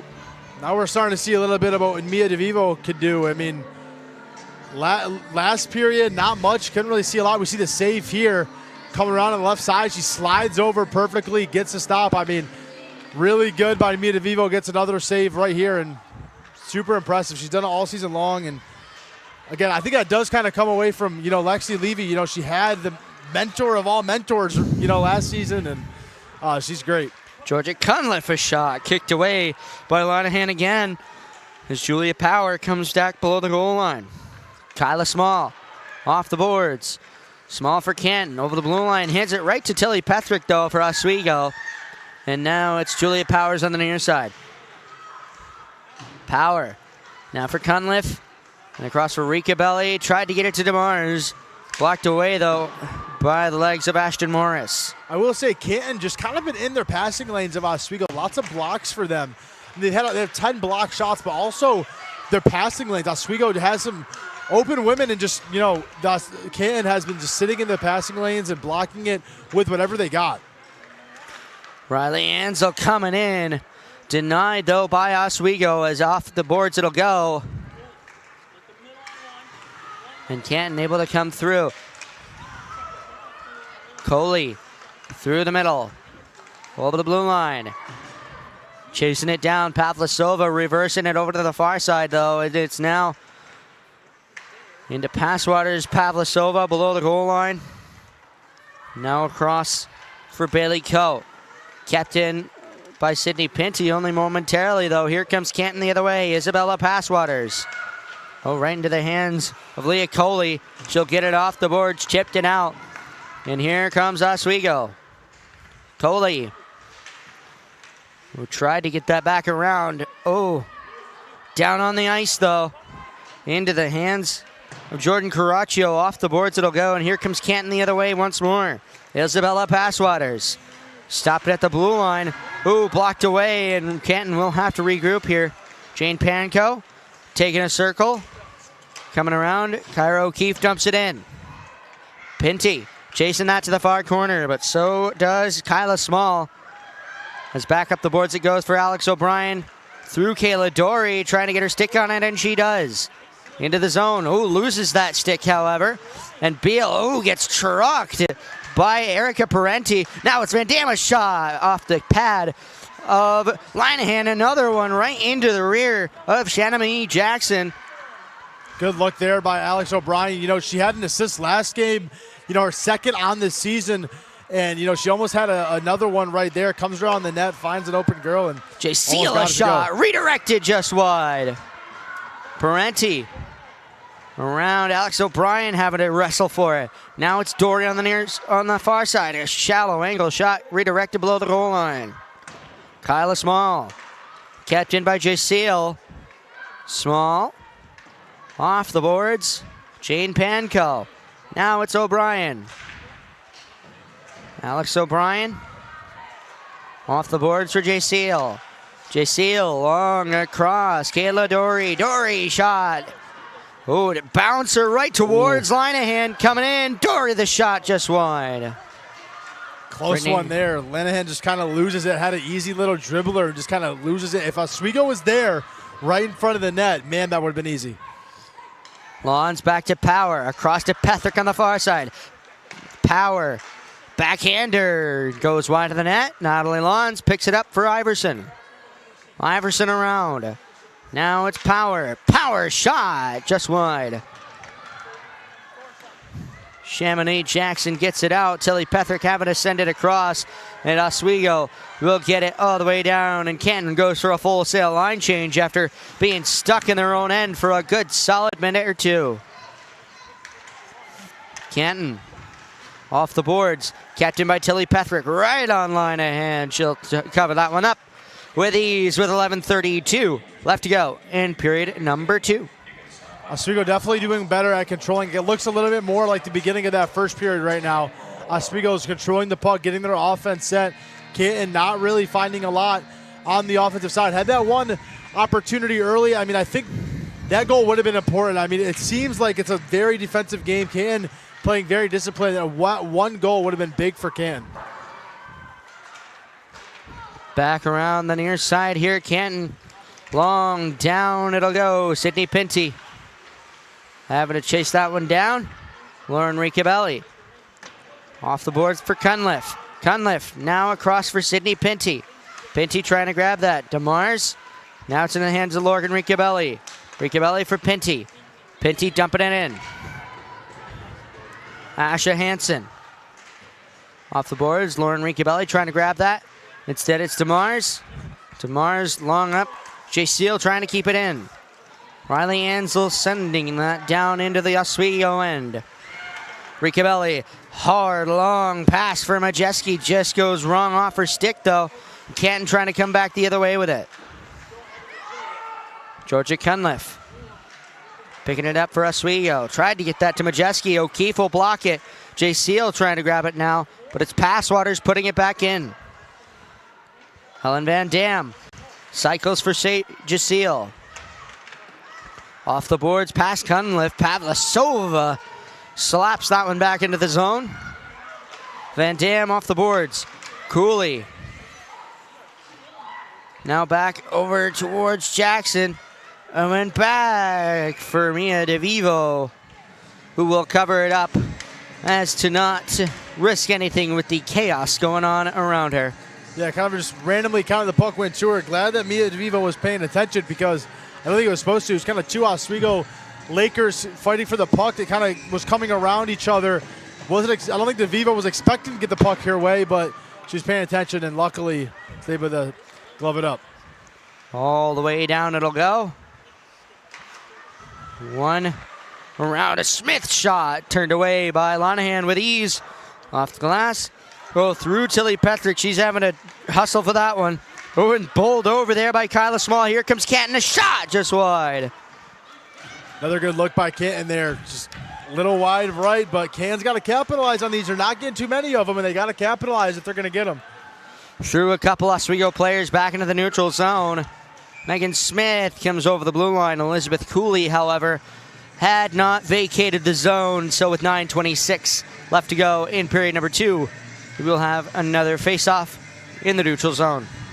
I mean, it's just completely opposite for both these teams. Canton getting very few good looks and Oswego getting a lot of meh looks. And I just wonder what's going to create a goal first. I mean, Oswego's getting a lot of volume. Haven't really been the greatest looks. Canton has had 2 shots in this quarter, or in this period, my apologies, that look like they could definitely be goals, haven't capitalized. But, man, it could be a close one. Sent right in, turned away by Linehan. But, yeah, to your point, it very much is a battle of quantity versus quality. Yeah. And Canton very much winning in the quality department. Around it comes for Sophie Bywater. Cooley able to keep it in. Now Erica Parenti having to chase after it with Jane Panko below the goal line. Leah Coley comes around Leaves it for Dory. Dory back up the near boards. Across for Sydney Penty. Penty, big shot. Oh, off the crossbar. Just rang the iron off the leather of Molly Linehan. Did not find twine. And that's why volume, sometimes is better, because just a little mistake there. Oh, almost went in off the top post. Crazy. Linehan had an easy little glove and just barely missed it. Man, that could have been in for Oswego. Kept in by the Lakers. Sirens sending it back for Caraccio, the Oswego native. Coming back the other way. Danica Lalonde trying to force it forward. Hops over the stick of Ashton Morris, though, back into the neutral zone. Canton will look to regroup here, but it's Sirens handing it right back to Lalonde. Lucy Beal dumping it in for Canton. The Kangaroos going into the corner for it. Riley Ansel putting on a quick shallow angle shot there. But up the boards it'll go for Oswego. Sirens. Way to be there for Helen Van Dam. You had a Canton player kind of trailing. If Helen wasn't there, could have been a good look for Canton. Riley Ansel coming back into the Oswego end for Canton. Tried to center it there, but just didn't get enough mustard on it. Around over to the far boards. Brittany Iverson over the blue line, over the red line. She'll dump it. Oh, and gets a little bit clotheslined there by Lucy Beal at the Canton bench, and it looks like Iverson got a little bit wrung there, but she's able to get up on her feet, and we will have another penalty for the Canton Kangaroos. In this one, to number 12, Lucy Beal, the call. 2 minutes for body check in here, and they will call that one. Yeah, just a massive hit there. I mean, geez, I was looking over there and just, wow. I mean, you don't see it a lot in women's hockey, these big hits, but man, that was a big one. Definitely not allowed. And Lucy Beal, let's see, Oswego, their first power play, had a couple opportunities, couldn't get one to fall. And we'll see if they can. I mean, this is it. We're over 50% of the way done with this game, and Oswego's got to capitalize. Lee Coley back for Lauren Ricabelli, and yeah, to your point, this one has been very much of a physical contest here. Coley on the near side. Coley across. Oh, the rebound was there. Linehan on her belly. Coley. Almost. Now for Iverson on the far side. Now it's Coley on the near side. Coley, Pinty. Back to Coley in the circle. Coley across. Cunliffe. Shot. Ricabelli tried to put it in. Stopped by Molly Linehan. Really good look. Really good look, Linehan. Wow. I mean, totally just shifted over at the exact right moment. I mean, it's kudos to her. She's been impressive all game long. 48 shots. Hasn't let one through. Canton, off the boards, having to put the Jets on Danica Lalonde, but Parenti beats her, and she'll circle back for Oswego. Parenti back to Shea J. Seal. Now up for Elizabeth Cooley. Cooley up the boards. Dory tried to get it through, but here comes Chamonix Jackson. Woman from Nottingham in England in the Midlands. Around Erica Parenti. Now it's Megan Smith. Smith over the blue line. Back for Elizabeth Cooley. Cooley back for J. Seal. Cross Parenti. Parenti, J. Seal running out of time on the power play. Sent to cross. No shot will come. Cooley gives it back to J. Seal at the blue line. Now it's Parenti. Full strength here. Megan Smith tried the backhand, but denied by Linehan once more. I didn't love that power play by Oswego. I mean, just not really what you want to see. Was kind of fighting for the puck for most of it. Wasn't even on their end for most of it. Definitely not a productive power play for Oswego. I mean, that could have been their last power play. Only chance. Canton does average 3 penalties a game. Might have one other chance, but you already had 2. 0-0. Canton's been playing well on defense. You want to take advantage of those power plays, especially in this low scoring of a contest. Below the goal line, Patrick. Ooh, Pavlasova, the check, keeps it in. Brittany Iverson. Now J. Seal below the goal line. Now it's Tilly Patrick. Cross, Iverson in her skates there. Canton's able to keep it in. Jay Seal off towards Natalie Lons. Jay Seal gets it back. Shay Jay Seal, 4 minutes left to go in period number 2. Coat in the corner. Caraccio now Pavlasova. Kyra O'Keefe. O'Keefe, stick action there from Julia Power. She's able to steal it momentarily. Sent right in on DeVivo. She'll put it into the corner, and we've got offsides, I believe, and I do think that Isabella Passwaters was a little bit eager on that rush. Yeah, I mean, kind of a quick shot. I don't think DeVivo was expecting it, but she's been ready all game. I mean, she hasn't seen a lot of shots come her way, but she's been ready when they have. 3:41 left to go in period number 2. Face-off one back by Oswego. Now to Power on the near side. O'Keefe, DeMars, and Hansen. Ooh, O'Keefe giving DeMars some physicality as Van Dam sends it into the zone. Passwaters under pressure from Lauren Ricabelli and Helen Van Dam.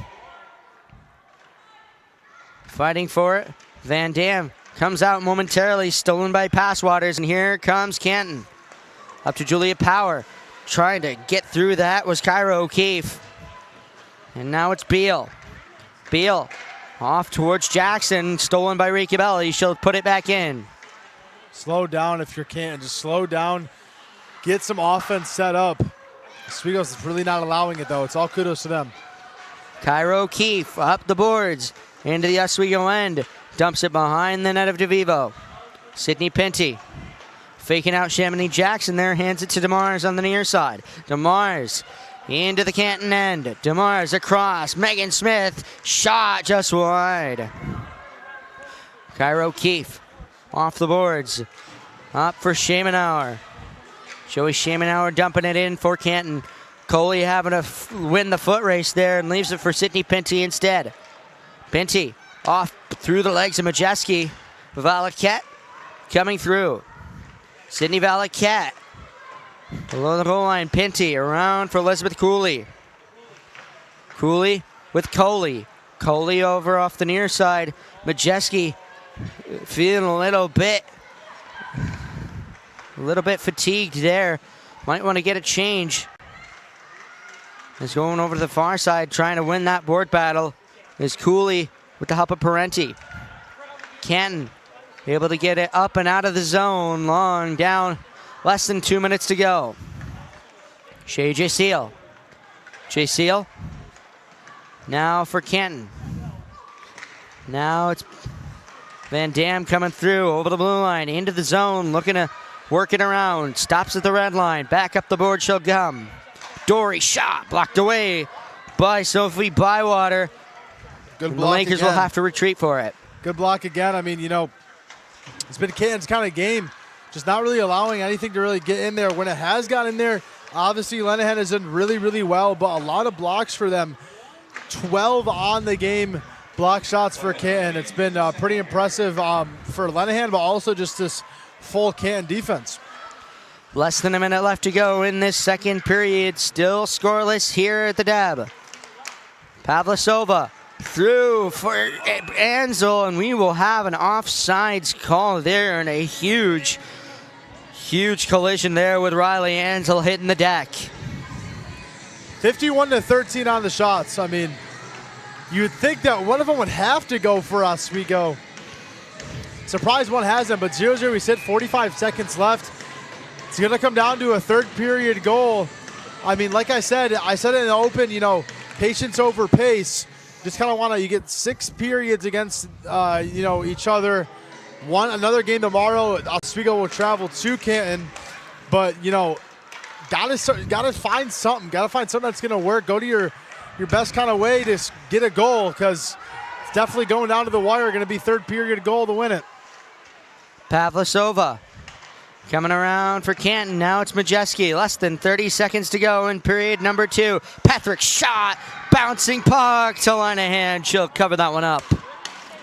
Molly Lenahan. Sheesh. All game long.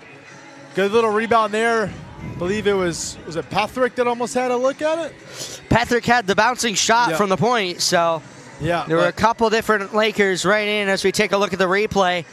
That one came right back up to Patrick, and the bouncer went right through the traffic and found its way to Lenahan, where she's able to cover it up as we get started once more. Panko over to the near side. Power able to steal it. Julia Power sent across.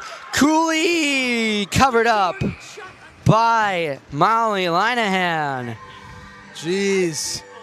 Cooley right there. I mean, really, probably the best opportunity Oswego's had all day. Kind of just came off her stick a little weird. I think if Power could have gotten it to her just a tad bit earlier, would have been a little bit more space. If you look at the replay here, oh, man, to see it just so close there. If that backhand was smooth right to the net, would have been a goal. And that will do it for this second period of play as Julia Power and Riley Ansell having to share some words going back to the locker rooms here. It's always fun. And clearly one team is a little bit more frustrated than the other, or possibly the frustration is shared. So after the 40 minutes of regulation that we have had in front of us here, no goals have been scored for either side here, Luke. Yeah, well, I think for Canton, the reason why Oswego has no goals is because Canton's played well on defense. And the reason that Canton has no goals because they haven't been playing well on offense. So it's just kind of been, two different ways of not being able to score for both these squads. But, in the end, I'll say, it's still 0-0. It's going to come down to a third period goal. We saw last game what Oswego could do in the third period. They kind of came alive against Plattsburgh. That was definitely a tougher opponent. 13th in the country in D3. They were able to score 2 goals on them. So, if I had to guess, I would say Oswego comes out and scored. But I don't know, the way that Molly Linehan has been playing, I don't know. It's going to be a close one. I don't really know who's going to come away with it because it's just been two completely different approaches to the offensive side. I don't know, Rob. It's going to be a great one. It's going to be a great finish. And you won't want to go anywhere. Don't go anywhere anyway, because we've got our intermission report coming up. We'll send it back over to the perch. You're listening to Oswego Lakers Women's Hockey right here on WTOP 10.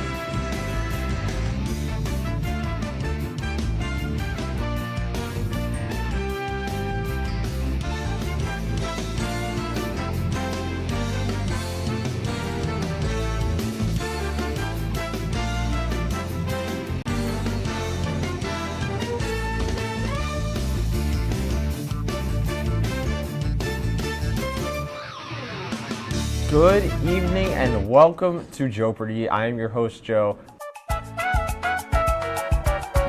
Hello, Simon. Joe is at this place. And I'm very concerned to see what Piper's answer is here. Sorry, it's a 98-page rule book. You guys are stumped still? Joe, I'm going to sound like a little snob here. It was not founded by Ray Kroc.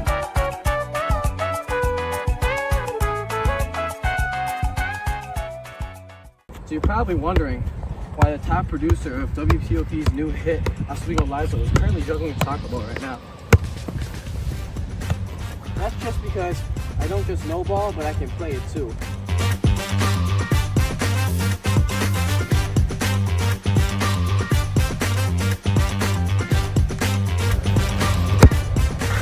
WTOP, live every other Sunday, 7 p.m. Tune in.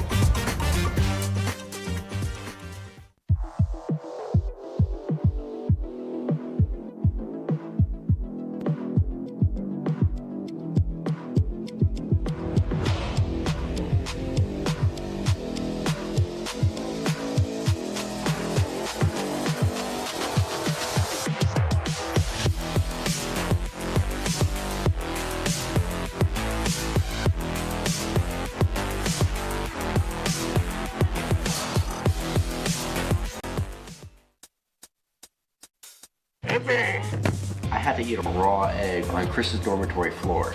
I currently don't have any federal pending charges.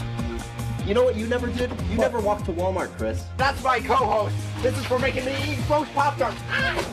It's showtime, Chris. Come on. I want to be on the air for that. I got a couple things to say. No. Spin the wheel. Oh, you got censorship. Welcome back. Welcome back. Welcome back to... welcome back for our second intermission report. I'm your host, Michelle Smith, joined by analysts Lucas McGarry and Piper Kiernan up here on the perch. Another slow period of hockey here at the Deborah F. Stanley Arena. Once again, though, Oswego does control the offensive zone. There have been a lot of redirects. They're keeping them from capitalizing. Do you think that that's sloppy play or maybe overcompensation? I think for Oswego, it has been a little bit of both. They have 28 shots on goal, and I think they overcompensated for the fact that they're going up against one of the best goalkeepers in the SUNY in Molly Lenahan with Canton, and she is just not allowing anything to get through. And I think it also, you have to add on to Canton as a whole, one of the best defenses in the SUNY, and Oswego probably figured with their rough conference record, they could skate by as another conference opponent, and it is not working out for them, and that's why it's still 0-0, as the offense they're producing is not enough.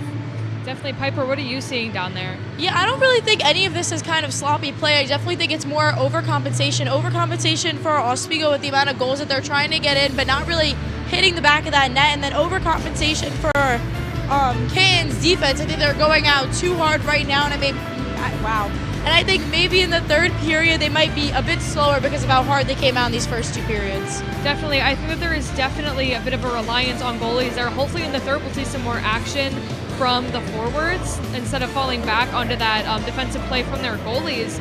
Luke and Rob on the call called this a game of quality over quantity. I've got another question for you guys. Do you think that the result of the first 40 minutes of play comes down to almost a lack of discipline in how these forwards are playing and how they're kind of falling back onto their goalies? Or do you think that it all comes back to that masterclass in defense that we talked about from these two teams? I definitely don't think it comes down to a lack of discipline. I think both teams are very disciplined. I think they are playing the games they've been playing. I think, especially with Oswego, since we see them all the time, they're definitely playing their same strong game. I just don't think it's strong enough for right now. Maybe they need to put it up the ante just a little bit. So I definitely don't think it is a lack of discipline at all. I think it definitely comes back to Canton's defense in total. I think their defense is just coming in so strong, so hot right now.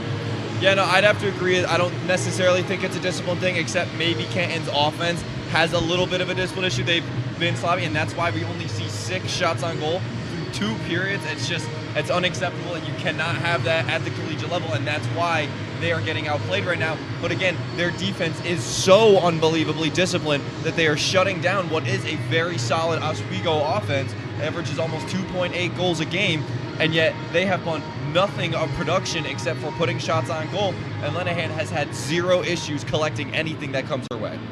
Right, thank you for that, Lucas. So the power play, we mentioned those special teams at the top of our show, that power play and penalty kill lines. The power play has been a key factor in Oswego's downfall this game, having the upper hand once each period and not capitalizing. Do you have anything to add about that, about how deeply we talked about that power play for these teams and how little it's paying off? Yeah, I mean, in a close game like this, you need to capitalize on these opportunities that you get if you're the Lakers, and they just simply are not. Only 8 shots total on 4 minutes of power play. When you're on 5-on-4, you got to be able to put more shots on in that time period. In the first, they went 6 shots, which is a okay margin, especially when you're playing a good Canton defense. But only 2 shots total in that second penalty that they had. Just unacceptable from that Oswego offense. They need to be able to generate more. In such a close game like this, you need to be able to take advantage of that opportunity when you're going up against a good defense and an even better goaltender. As analysts, what is your message right now for the Canton offense to get things going in this last 20 minutes of play? For the Canton offense, I would say when you have the puck, a lot of times if they're getting that pressure on, they bring it back to their side of the ice. Keep going forward, don't bring it back, because as soon as they bring it back, Oswego capitalizes on that and steals the puck right back. So I think they just really need to keep moving forward and don't go backwards in the ice. I think their best case scenario for them is catching DeVivo completely off guard, getting a breakaway, getting a turnover, and managing to get a 2-on-1 or maybe even a 1-on-1 where you can beat a less defender count than what they've had to deal with all game. And if they can get a breakaway, I am quite positive at some point they can get something by a DeVivo, who is probably a little sloppy because she hasn't really had to do anything in this 2 periods of play. So if you can sneak something by her, I think that is their best chance on offense. Now, same question, but picture that you're in the Oswego locker room. What do you have to say to them who are falling back onto DeVivo's ability to stand on her head for them and kind of whiffing on those shots and those strong opportunities? I think for Oswego, if you are Mark Digby in the locker room, you're telling them, keep doing what you're doing because they have a really good style of play going right now. The defense has been stout. They're not allowing any shots even on goal like we already talked about. DeVivo's getting a ton of rest in goal. However, they need to keep pressure on the offense. They need more shots on goal. They need to be putting pressure on Lenahan because she is a wall. But eventually something will slip by, and at this point, this game could end up 1-0, and it'll be one Oswego goal or one Canton goal, and I think that is all it is going to be. Yeah, if I was Mark Digby, I think I would say that this game isn't a DeVivo game. It is a Lakers game, and the offense kind of has to get those pucks in the net. They can't just... They're kind of missing quite a few times. I'm not going to lie. Like, it's not even going towards the net. And I think they really just need to focus on getting it back there, and I think that's what Digby's going to be starting saying. Now, both teams are coming into this game off of a month off and then just a handful of games to prep for this one. The SUNY season is almost over. We are barreling right towards the playoffs. How important do you think that this last 2 periods of slow play have been to get that momentum built back up to go into the end of the season? I think for Canton, this has to be the most important weekend of the SUNY conference season for them. They play Oswego tomorrow here, or excuse me, they play Oswego today here, and tomorrow they go to Canton to play Oswego. So it's a pair of 2 games with these 2 teams facing off against each other. And I think if Canton manages to get 2 wins here, they are right back in playoff contention. The playoffs this year, it is such a close margin. Just at the top is 10 points and at the bottom is 2. But in the middle, there are so many close teams, and with 2 wins, Canton's right back in the mix. Thank you so much, Lucas, for that insight. I always do appreciate it. That is it for us for this second intermission report. We'll be back after the third with the postgame show, but until then, you'll have Luke and Rob in the box.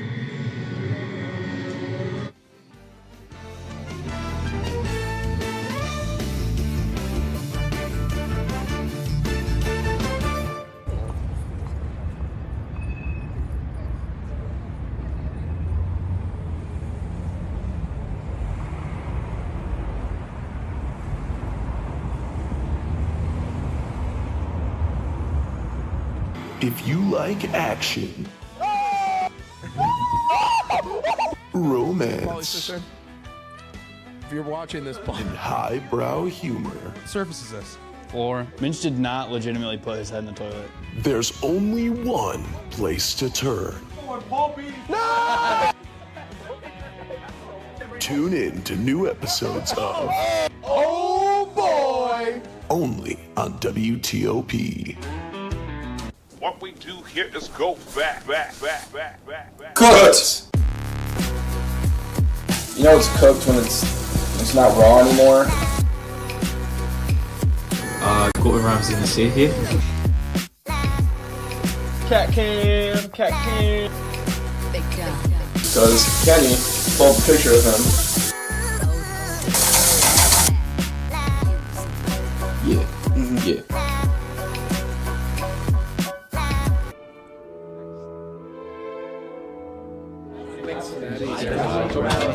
Get rid of all the questions.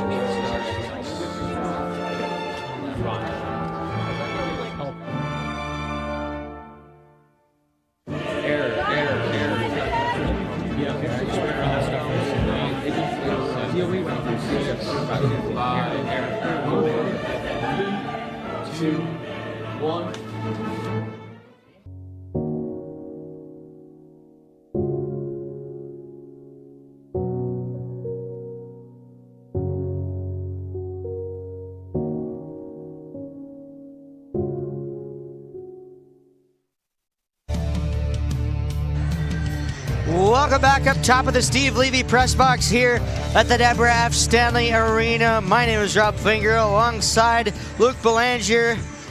And we are 2 periods through, but not a single goal on the board here, Luke. Yeah, zilch. I think it's going to be a great third period. I think someone's going to have to come out. You know, I'm fired up for it. I just had my apple slices and caramel. And give her come to the Deb and SUNY Oswego, man. That is the greatest thing you can get from the concession stands. It's like liquid gold, that caramel. But poutine's a close second. The poutine's good too. Listen, yeah. My Quebecois heart will always be warmed by some nice poutine. There you go. know, it's great. Yeah, but honestly, this third period, we've seen the game story. It's been quantity versus quality, and one of them's gonna have to win. One of them's gonna have to find a goal. Lenahan has been just kind of unbelievable. We see the shots on goal here, 28-6. it's been looking like in the favor of the Lakers, but they just been kind of throwing stuff up there. And Canton's 6 shots have been 6 really, really good shots. I've only seen a couple really, really good looks from the Lakers. So at some point, one's going to have to fall for one of these squads. Who? I don't know. Yeah, make no mistake. I mean, Mia DeVivo has had to put some work in for the Oswego State Lakers, but today has very much been the story of Molly Linehan in net for those Canton Kangaroos that are about to come back onto the ice here as the doors open up. But it's one of those things where can the Lakers solve Molly Linehan? Yeah, I don't know. I mean, that's been the question, and it doesn't really look like it so far. I mean, 2 periods in, it's been all her, and you see the can coming back out. I mean, it's going to be a fun one. I don't know if Linehan's going to get cracked. I don't know if DeVivo is going to make a mistake. I just don't know. It's been even. Obviously, the shots look like it has been even, but the score tells the whole story. It's been 0-0, 2 different approaches to the game, but it has been even as ever, and someone's going to have to take the edge off, and someone's going to have to find a goal here in the third. Very much so, as the Lakers return to the ice here, along with the Canton Kangaroos on the other side. And this one, you almost feel like it's almost like bubbling up here. The pressure's almost building and about to almost blow up here at the Deborah F. Stanley Arena. And what do you think it's going to take for maybe it to finally pop off here? Yeah, well, I think Oswego just keep creating opportunities. Like I've said, they're going to fall eventually. I think they need to find a couple more open ones. I think they've been a little sloppy. They have had good looks, but the way it's coming off their stick, the way that they've kind of been not able to control the puck when they have that good look at the net has been their problem. And we saw last period, I believe it was Rico Belli had a good look on the backhand and just kind of fumbled the pass a little bit. And I think, if Oswego can clean it up a little bit more, they'll find a goal. And then for Canton, I think it's just capitalizing. I mean, you had your good looks. You've had 6 really good looks, but just haven't been able to find it. I credit to Mia DeVivo, but I think you just need to, try to create a little bit more opportunities, as the opportunities that you have created have been good. And we are underway for the final frame of regulation here as Oswego gets it quickly into the Canton end here. Going to grab that instead is Lucy Beal. Up the boards it'll go. Canton looking to get it out. They get it up to Danica Lalonde, a woman from Sudbury. As Oswego gets it right back in, and that was Sydney Pinty sending that one into the Canton end, but just behind that red line. So that will be an icing with 19:35 left to go in period number 3. We'll send it back into the Oswego end. I think, if Oswego does get a power play, which it's, they've had each period, I think that's going to be where they're going to find their goal. I think they've had 2 power plays to kind of see what they can do with it, see how Canton plays them. I think that's been definitely a big emphasis for Mark Digby. How can we capitalize on those power plays? If they get one, I expect Oswego to capitalize. Face off to the left of Mia DeVivo. Lauren Ricabelli taking that across from Ashton Morris, and it's Morris who wins it back for Canton. Quick shot! Kicked away by Mia DeVivo, and that one did come close.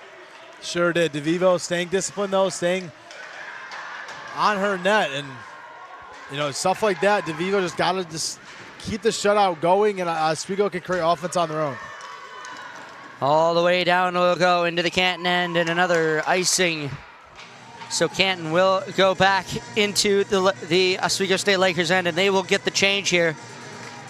So they will get fresh legs onto the ice, face off to the right of Mia DeVivo here in the Oswego end.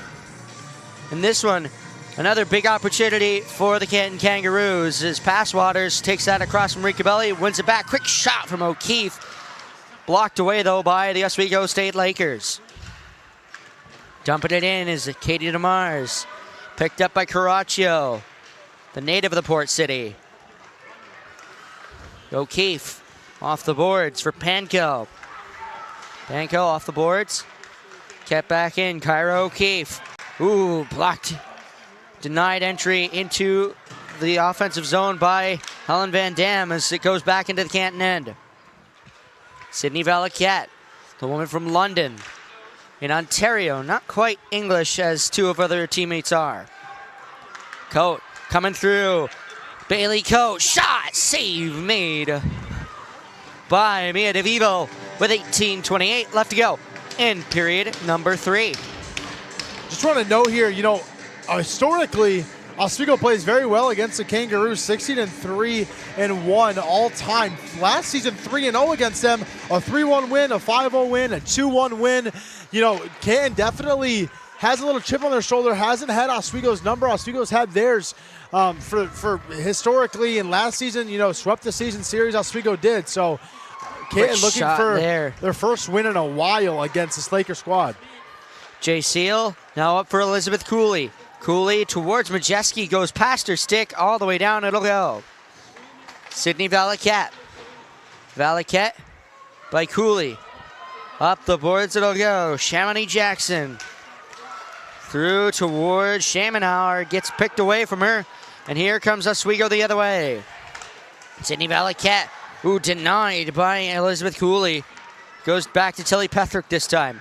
Pethrick for power, now up for Dory. Dory with Parenti to her right. Dory, shot. Save made, rebound is there though. Not covered up, and Kenton's able to grab it and get it out. Goodness, Linehan, really good save, comes off. If the puck came off just a little bit faster, a little bit farther. And Oswego a retaliatory penalty there for Riley Ansel. She was looking at the referee, wondering where the interference penalty was on Tilly Pethrick.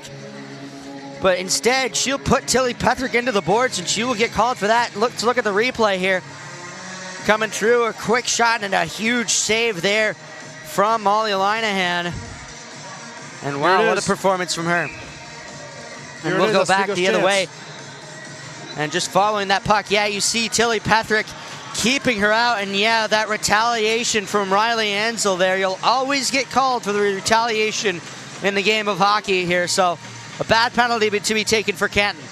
Yeah, for sure. Oswego needs to capitalize. I mean, here it is.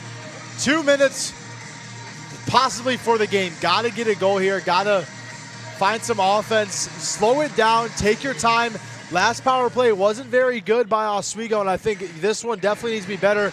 Mark Digby had to have talked about it in the second to third period intermission. Oswego's got to find a goal here. Has to. As we have a little ref to coach talk. Yeah, talking with SUNY Canton head coach Kaylee Hart. And just wondering what is going on over there on the Canton bench. And they will get things squared away, sorted out. And we will continue here on the ice from the shores of Lake Ontario. Face off to the left of Molly Linehan. A power play coming up for the Oswego State Lakers, as now Mark Digby wants the opinion of the referee here just below us. And the referee's having to do some real explaining. Megan Smith right there with him too. You have to wonder, to be a fly on the wall in a conversation like that you see. And Mark Digby will get the answer. We don't know if it's the answer he wanted, but it'll be the answer he gets. One forward by Canton, sent all the way down the river. I mean, right there, not a good start right away. Not a good start for Oswego. Coley off the boards. Ricabelli now picking it up for Oswego. Now it's Pinty. Pinty looking over the options here. Passed across for Leah Coley. Coley back off the boards. Majeski tried to grab that. Instead, it's Lauren Ricabelli who does so. Ricabelli on the far side. They set things up for the power play. Pinty now for Coley. Coley across to Cunliffe on the near side. Georgia Cunliffe now for Coley on the far side. Pinty at the top. Pinty. Coley now far. Georgia Cunliffe near towards Ricabelli. Tried to slam it home, but just could not put the stick on it. Kept in. Leah Coley a shot. Sends it towards Linehan. She will cover that one up as to keep things even Stevens.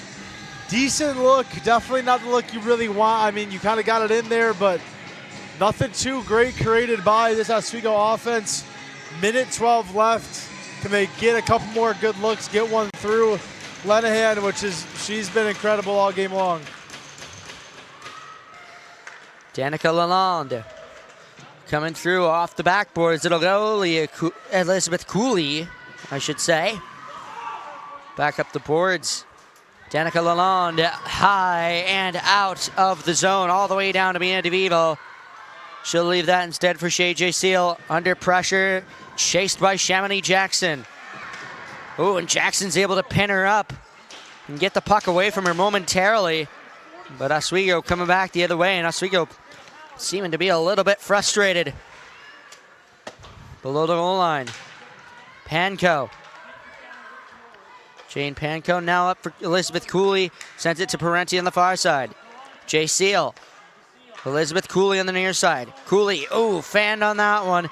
Stolen away momentarily by Danica Lalonde. 15 seconds, trying to get a shot off. I mean, definitely, again, just kind of struggling on this power play.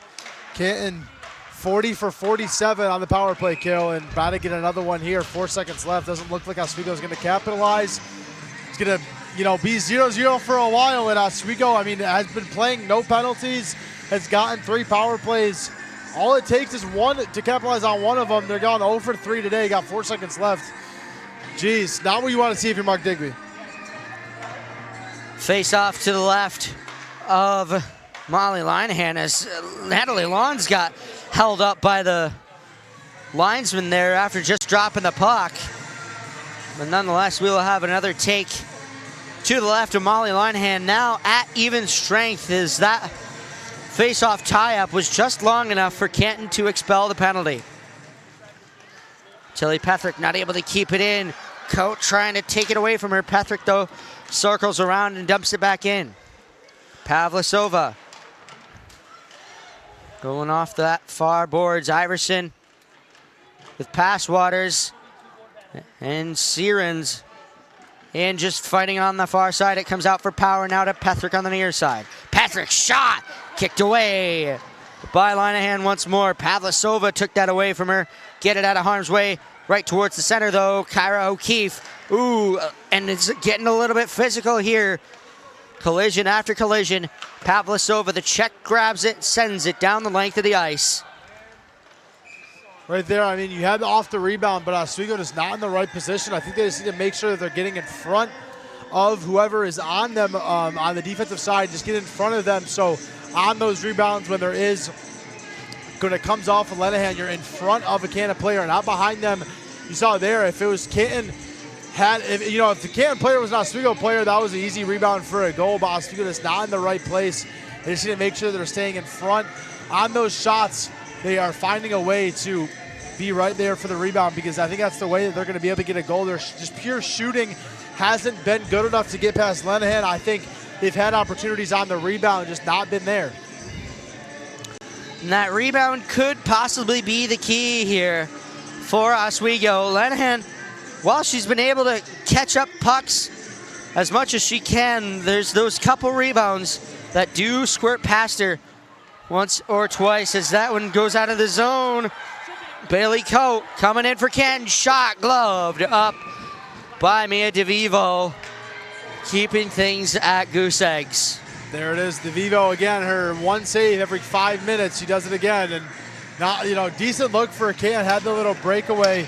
Would have liked to see a pass there, but decided to go for the shot, and DeVivo gloved it. See the replay here. Up the ice, kind of could have been a little bit more right for number 29 or 28, Bailey Coate. Katie Demers comes back around, tries to hand it to Helen Van Dam. It'll go back below the goal line. We've got a penalty coming up. This one's going to be on the Canton Kangaroos. So here's that proverbial third penalty here. Yeah, well, it's going to be the fourth. Fourth yeah, power play. You are correct, yes. Fourth power play. Oswego again, it's like, come on. Here it is. You've had 4 power plays to Canton 0. They even had one, and it still said 0-0. Canton been very impressive on the power plays, but how many times are you going to get the power play Oswego and not be able to capitalize? Here it is. Let's do it. Let's see what you can do. 0-0. You might not get another one. I know I said that last time. You get another one, but here it is. Let's go if you're Oswego. Let's go. Face off to the left of Molly Linehan, the woman from West Chesapeake, Nova Scotia. keeping things solid for the Canton Kangaroos as here they come out the zone once more. Jane Panko over the blue line, powering through for the Kangaroos. Pinty, Ricabelli tried to get it back to Pinty. Panko just went past her. And now it's Coley. We go. Just a little bit sloppy there. Just control it. Relax. Caraccio again. Off for Lalonde. Now Lalonde and Chamonix Jackson into the zone. Jackson makes 2 good moves, but just cannot get around. There's a penalty for the Oswego State Lakers. 2 minutes for tripping. Oh, now we're even strength. I mean, a nuts, 4-on-4 situation for the next minute and 26 seconds. We'll take a look at the replay here. And yeah, just the errant leg from Lauren Ricabelli draws the penalty, and she will take a seat in the penalty box. One of those, in basketball, it's all you can do is just foul. And, Danica alone had pretty moves there, come around, would have had a good shot. I mean, it's almost like you just have to kind of trip her up and hope that you can play good on the 4-on-4. Van Dam, now for J. Seal. A lot more open ice here. Cooley. Oh, here's Passwaters for Canton. Passwaters back to Riley Ansel. It'll go back below the goal line. Around. Beal. Van Dam putting on the pressure. J. Seal and Cooley with her. Van Dam comes out with it. Helen Van Dam coming across. Now it's Megan Smith. Smith reversing Van Dam. Passwaters able to keep it. And Van Dam having to go back deeper into the zone. Elizabeth Cooley. 43 seconds left to go in 4-on-4. It's Megan Smith towards Cooley. J. Seal. Elizabeth Cooley tried to redirect it, but line ahead says no. Elizabeth Cooley, man, again, it kind of fumbled the pass a little bit.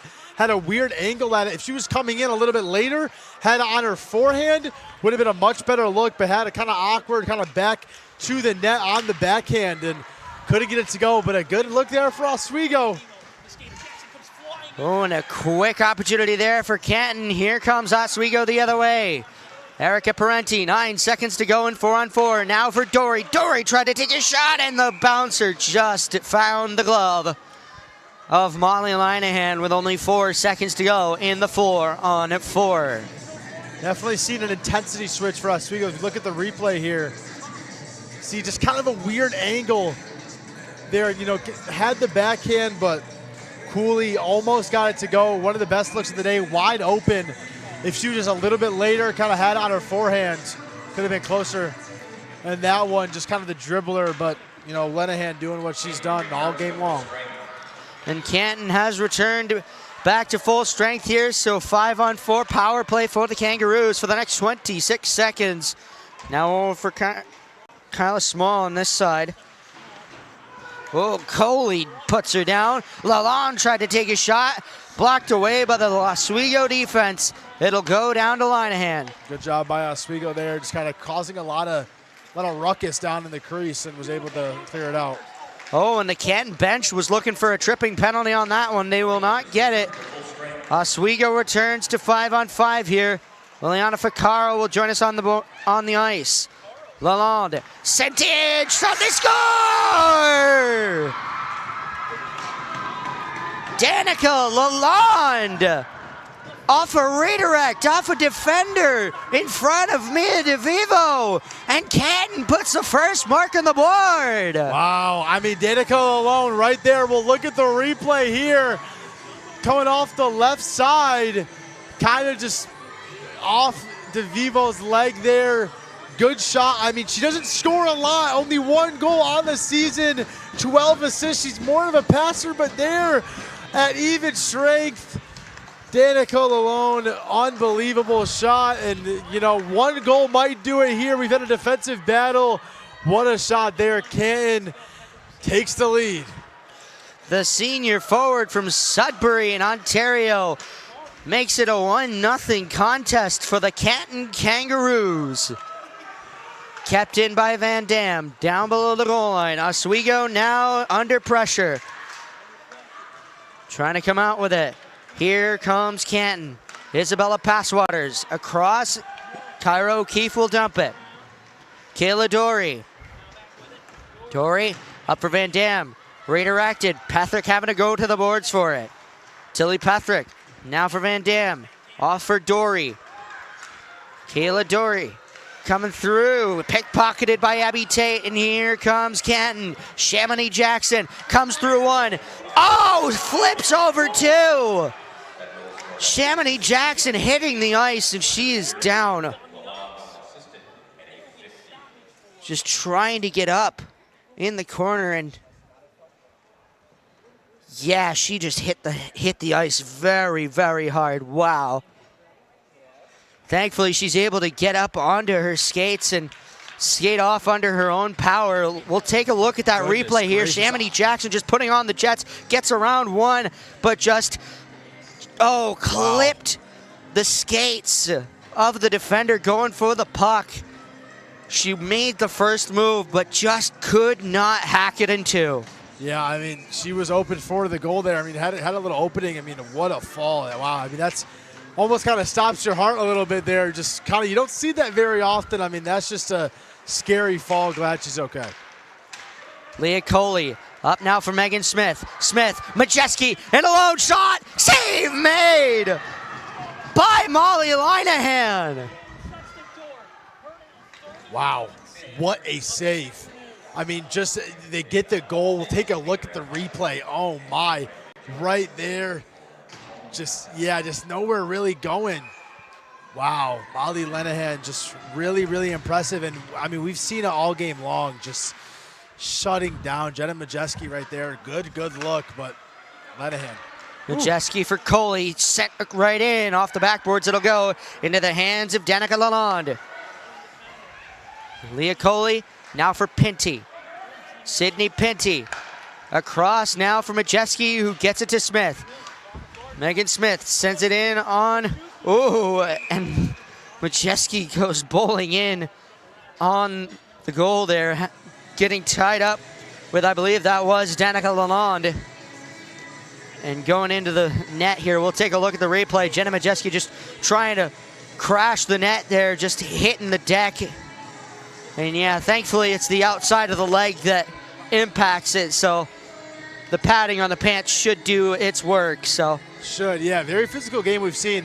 You know, Rob, if you told me that the team with 19 shots to the other team's 63, 10 shots on goal to the other team's 35 was winning, man, I mean, what a weird shot game. From Rigabelli, another one, save made by Linehan again.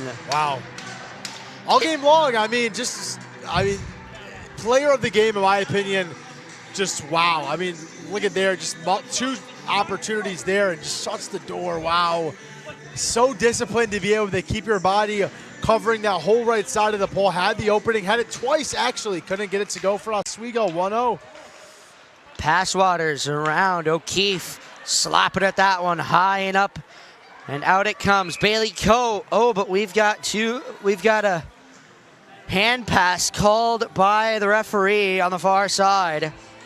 So we will go back into the Canton end here with 9:09 left to go in period number 3. The Lakers still under a little bit of a boiling fire here. It's weird. I mean, the Lakers, it feels like they've even played better than Canton today. They've had just the puck most of the time, a lot more shots, but Canton is just it's on the back of Molly Linehan and just. And another save comes off a shot from Helen Van Dam, but Linehan without a stick. Linehan having to do something with it. Coat trying to get it out. Jaceel, shot, save made by Linehan. She'll put it to the far boards.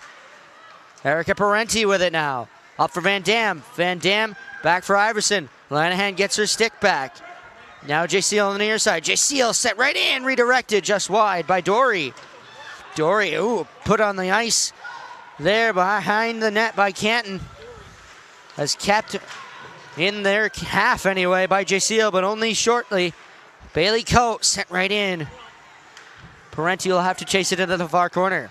Dory Erica right Parenti. there. The game-winning goal last game had almost a good look there, but nothing doing. Long down for Julia Power. Oswego reverses that for Shea Jaceel. Dory. Coming through. Canton almost redirected that. Joey Shamenauer putting on some good pressure there. Around to the far side it goes. Kayla Dory. Dory leaving that for Julia Power. She's got to put on some wheels. Back into the hands of Sydney Velaquette. Velaquette over the red line, over the blue line, lugs the mail, sends it back across. Stopped by the Lakers, and they will take it up courtesy of Jenna Majeski. Over the blue line into the zone. Majeski across, turned away by Linehan, and I believe the outside of her net as well. Coley, now Majeski. Majeski back into the zone. Here comes Oswego once more. It goes through over to the far corner, and out it goes. Oswego just trying to keep it in that half of the ice. Chamonix Jackson. Oh, Majeski goes over the back of Jackson, and it'll go back into the Oswego end. Tilly Pethrick off the boards. Leah Coley redirects it. Oh, towards Tilly Pethrick. Caught on the back foot, though. Here comes Danica Lalonde. Lalonde trying to make the lap around the net of DeVivo. Sent right in. Oh, close on and covered up by Mia DeVivo, as Tilly Pethrick having some issues with Danica Lalonde. Scary one there. With 6:48 left to go in period number 3. We'll take a look at the replay here. Yeah, Jenna Majeski just finding that rear leg. Definitely one of the more physical Canton women's right in the games we've front. seen all season long. Normally this Oswego team definitely doesn't get a lot of penalty trouble, and they're not used to a physical game, but Canton's came in, 4 penalties on the day for Canton. They've definitely been physical, and we've just seen a lot of big hits and one scary fall, but just not, I don't think Oswego's used to this kind of aggressiveness by Canton. Georgia Cunliffe coming through. Rika Belli tried to grab that instead, but it's sent in by Kyra O'Keefe all the way into the Oswego end. Helen Van Dam over the red line, over the blue line, lugs it herself, leaves it for Rika Belli. Rika Belli instead leaves it for Cunliffe. Cunliffe now across. Jay Steele sent in. Rika Belli couldn't grab it. Rika Belli right there had the open look on the right side of the goal. If she could control that puck. Jay Steele, bang! Wide of the net. Rika Belli now for Cunliffe. Cunliffe, Rika Belli sent in, kicked away by Chamonix Jackson, kept in by Rika Belli though, only momentarily. Here comes Pavlasova now for Kyla Small. Can't get around Helen Van Dam. DeVivo out of her net to grab it. Now it's Brittany Iverson. Off for Parenti. Iverson trying to grab that instead. Now it's Chamonix Jackson. Ansel across now for Ashton Morris. Stolen by Erica Parenti though. Parenti for Oswego. Tried to get it up the boards. Has to redirect it for Van Dam. Around to the near boards. Iverson. Now Dory. Dory chip. Stolen though by Lucy Beal. Van Dam steals it back for Oswego. Over the blue line into the zone. Helen Van Dam trying to do it herself. Sends it right across. Kicked away though by Danica Lalonde. It'll go up the near boards and out of the zone. Erica Parenti. Parenti off the boards. Lalonde. Now it's Cooley. Cooley for Pinty. Pinty back for Cooley. Elizabeth Cooley now for Leah Coley. Coley circles back. Through Smith towards Pinty. Just doesn't get into a hand of a Laker. Got to control that. I mean, you had 2 people there that couldn't control that pass. I mean, Elizabeth Cooley one-on-one in the zone. Shot save made. Oh, and having a sit on it is Molly Linehan. Wow. She keeps it out. I mean, doing anything to save these shots by Oswego. That was a good chance for Oswego. Had a good look to start off. Then it kind of got Linehan out of position here. Taking a look at the replay. One shot there. Rebound comes off. She kind of falls on her back and just sitting on it. I mean, she's crafty. She's a crafty goaltender. Oh, a redirection. Backhander by Majewski. Wow. Just wide. Off the glass. Continues to impress. Kept in only momentarily by Coley. Here comes Canton. Pinty's able to reverse it. Elizabeth Cooley trying to get it by Passwaters and Co. Majeski. Below us right here at the bench, Bailey Coate tried to send it right in. Instead it's Sydney Pinty. Kyla O'Keefe. O'Keefe in alone, sent right across. Oh, Chamonix Jackson gets tripped up by Jenna Majeski. That's going to be a penalty on the Oswego State Lakers. Got to kill this one off. I mean, you're going to have 2 minutes where it's very, very low chance that you score a goal. It's hard to score a goal shorthanded. And, you have 2 minutes. That's going to take us down to 1:52 on the clock. So you got to kill this off, find a way to get some offense in that last 2 minutes. But Oswego, get a little tough for them to come back in this one. Timeout for the Canton Kangaroos as Jenna Majeski takes a seat in the penalty box for the Oswego State Lakers. And now you have to wonder, with 3:52 left to go in period number 3, what does Mark Digby have cooked up, or what is he cooking up for his Lakers team? I'm not sure because they've had a lot of shots. I mean, they've had a lot of opportunities. I keep going back to this Lakers not really having the angle of a lot of shots, a lot of rebounds. I think it's just been like little, very minute details that Oswego has kind of messed up on today. Just not really having their body in the right position, or not facing the right way, not controlling a pass that could lead to a couple more passes that could lead to a goal. It hasn't been, anything too big for this Oswego team. It's been the finer details they've struggled on, and Canton has done better on those. Just, the smaller details, and had a lot of quality shots, a lot of quality looks. And, the one goal by Lalone, DeVivo kind of just went off her on a weird way. Not really lucky, a really good shot by Danica Lalone. The captain, of course the captain does it. I think Oswego just 4 minutes, focus on the details, see what you can do on offense. Face off, one back by Canton. Beal now down for Ansel. Back up for Beal. Canton back for Beal. Beal now for Ansel. Ansel. Oh, Lalonde just whiffed on that one. Ansel. Ansel back for Beal.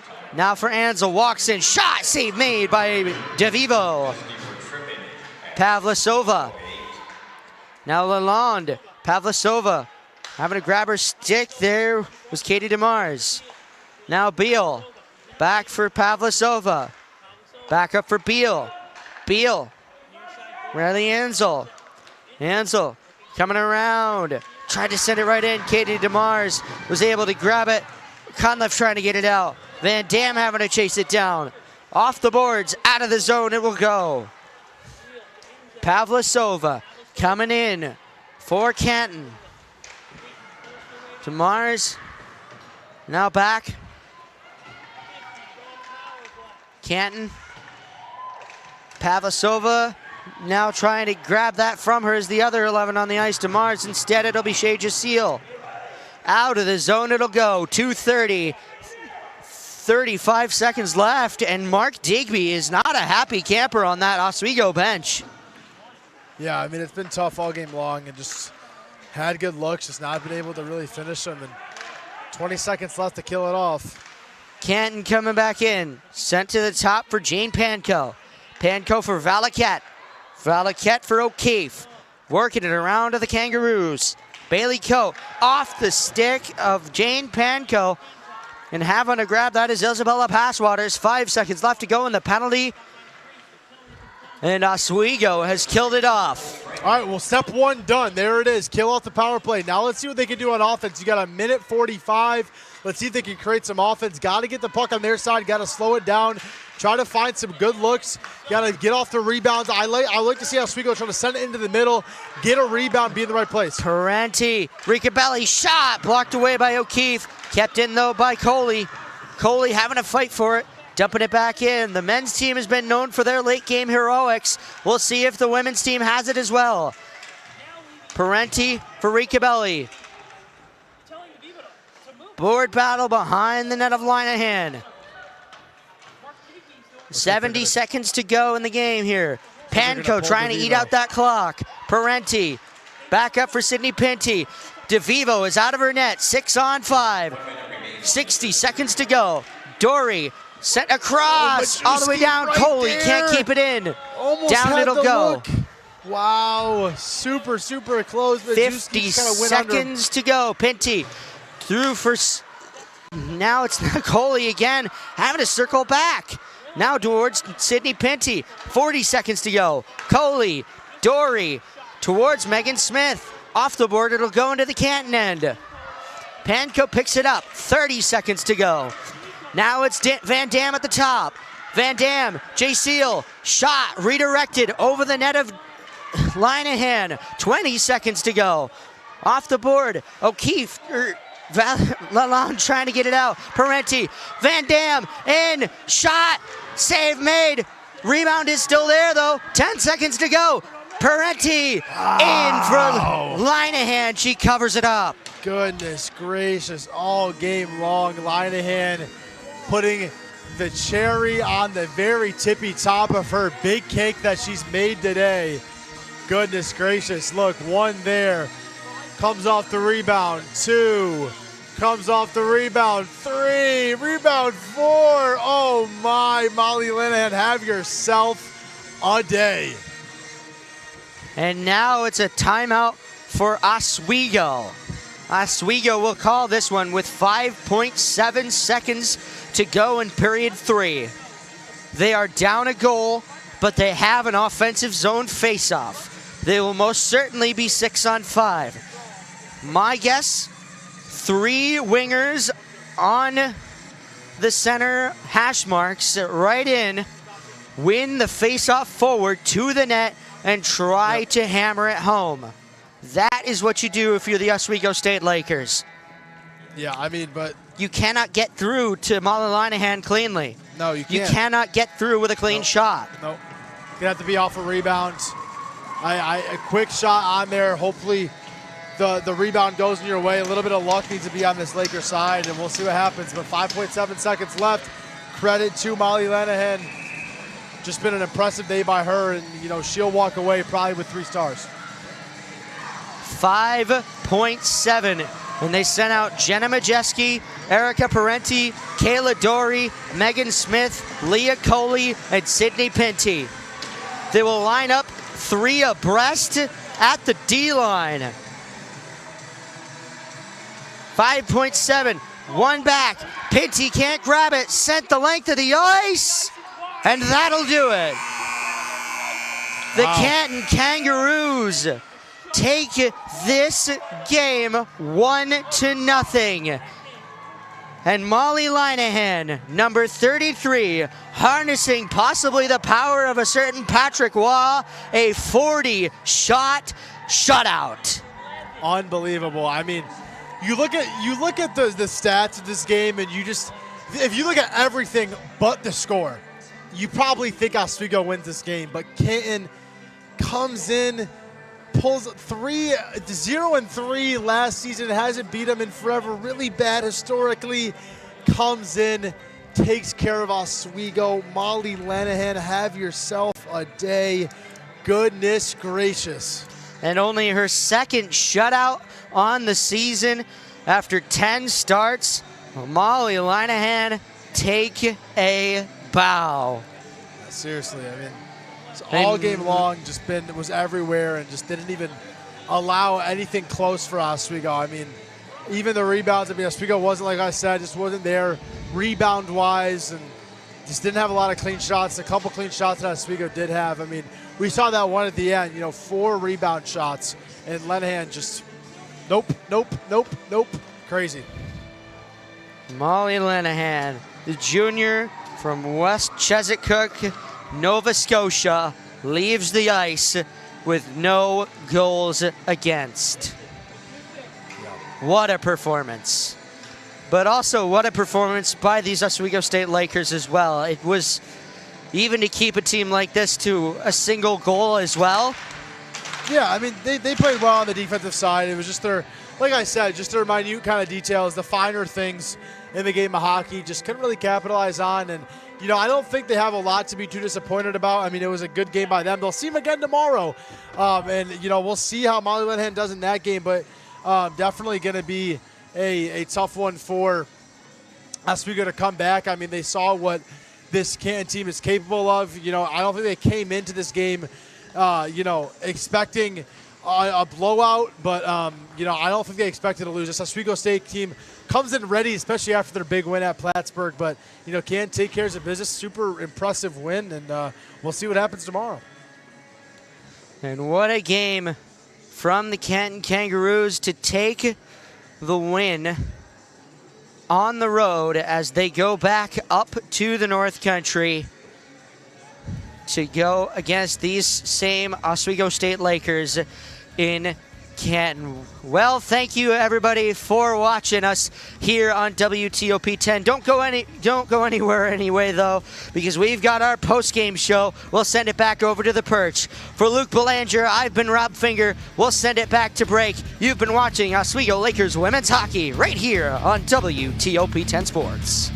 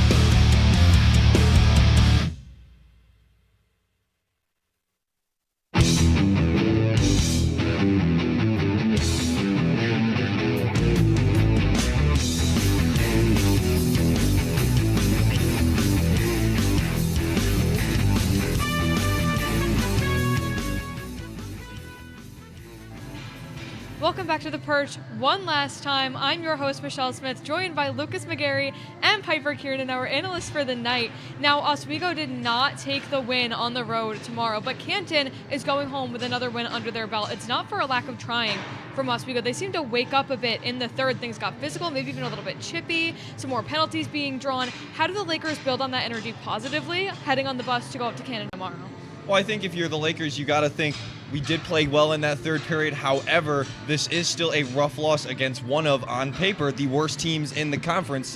We're sitting at 1-5. They're now 2-5, and Oswego drops to now third in the SUNY standings instead of tied for second. So a very rough loss for them, and I think they should take this a little bit more negatively than positive, because up against a team like Canton where you get completely shut out and you have the offense that you have, you need to wake up even more than just being a little more physical, and I think that's the biggest thing they need to think about. Don't worry, Lucas. We're going to get into those negatives. Piper, I have a question for you. The Lakers end up losing this game. They end their 4-game win streak against Canton. How does that affect the Lakers on the road versus Canton tomorrow in that negative way? What do they need to change from tonight to tomorrow? What can't they change that quickly that will be detrimental to their play tomorrow? I think maybe it's just like their mindset, because honestly their play here was amazing. They had so many shots, even shots on goal. They had 76 shots, 44 on goal, so they still had that high percentage there. I just think it's that mentality. Maybe they were just on too much of a high from being on a winning streak, knowing that Canton was on that losing streak. So maybe they just needed to tone it down a bit, and then tomorrow they'll be so much better. Definitely. Now, you did mention that differential in shots with those 44 shots on goal for Oswego and only 11 for Canton. Lucas, do you want to kind of bring us through that one Canton goal? Almost seemed like just pure luck, like a little bit of in between the legs action, maybe not quite so planned. Yeah, like I said, right in the period intermission before that, I talked about Canton. They hadn't gotten a lot of shots. All they needed to do was catch DeVivo off guard, and that's exactly what they did. And in between the Lake shot, as they were transitioning from the power play back to full strength, and Oswego just was not ready for it, and neither was DeVivo, and that is why Canton managed to get a goal on such few amount of shots as they did throughout the entire game, because Oswego really did do a phenomenal job on defense when it was full strength. But as soon as there was a little bit of miscommunication, Oswego lost it, and DeVivo, who might not have been as active as she had been in games past because she didn't really have to do any work today, and she just got caught in a slip-up, and unfortunately for the Lakers, that was the goal that cost them this game. Yep, definitely. Also important to note that goal was scored by senior center Danica Lalonde. It was only her second goal of the season. She does have 12 assists on the season. So really just a flip of the script from what anybody kind of expected going into this game here this afternoon. I think that's all for us here on The Perch. It's been a pleasure being up here with you folks. Stick around, 6:30 p.m. pregame, Oswego State Lakers men's ice hockey team versus the Potsdam Bears, 6:30 pregame. Be there or be square.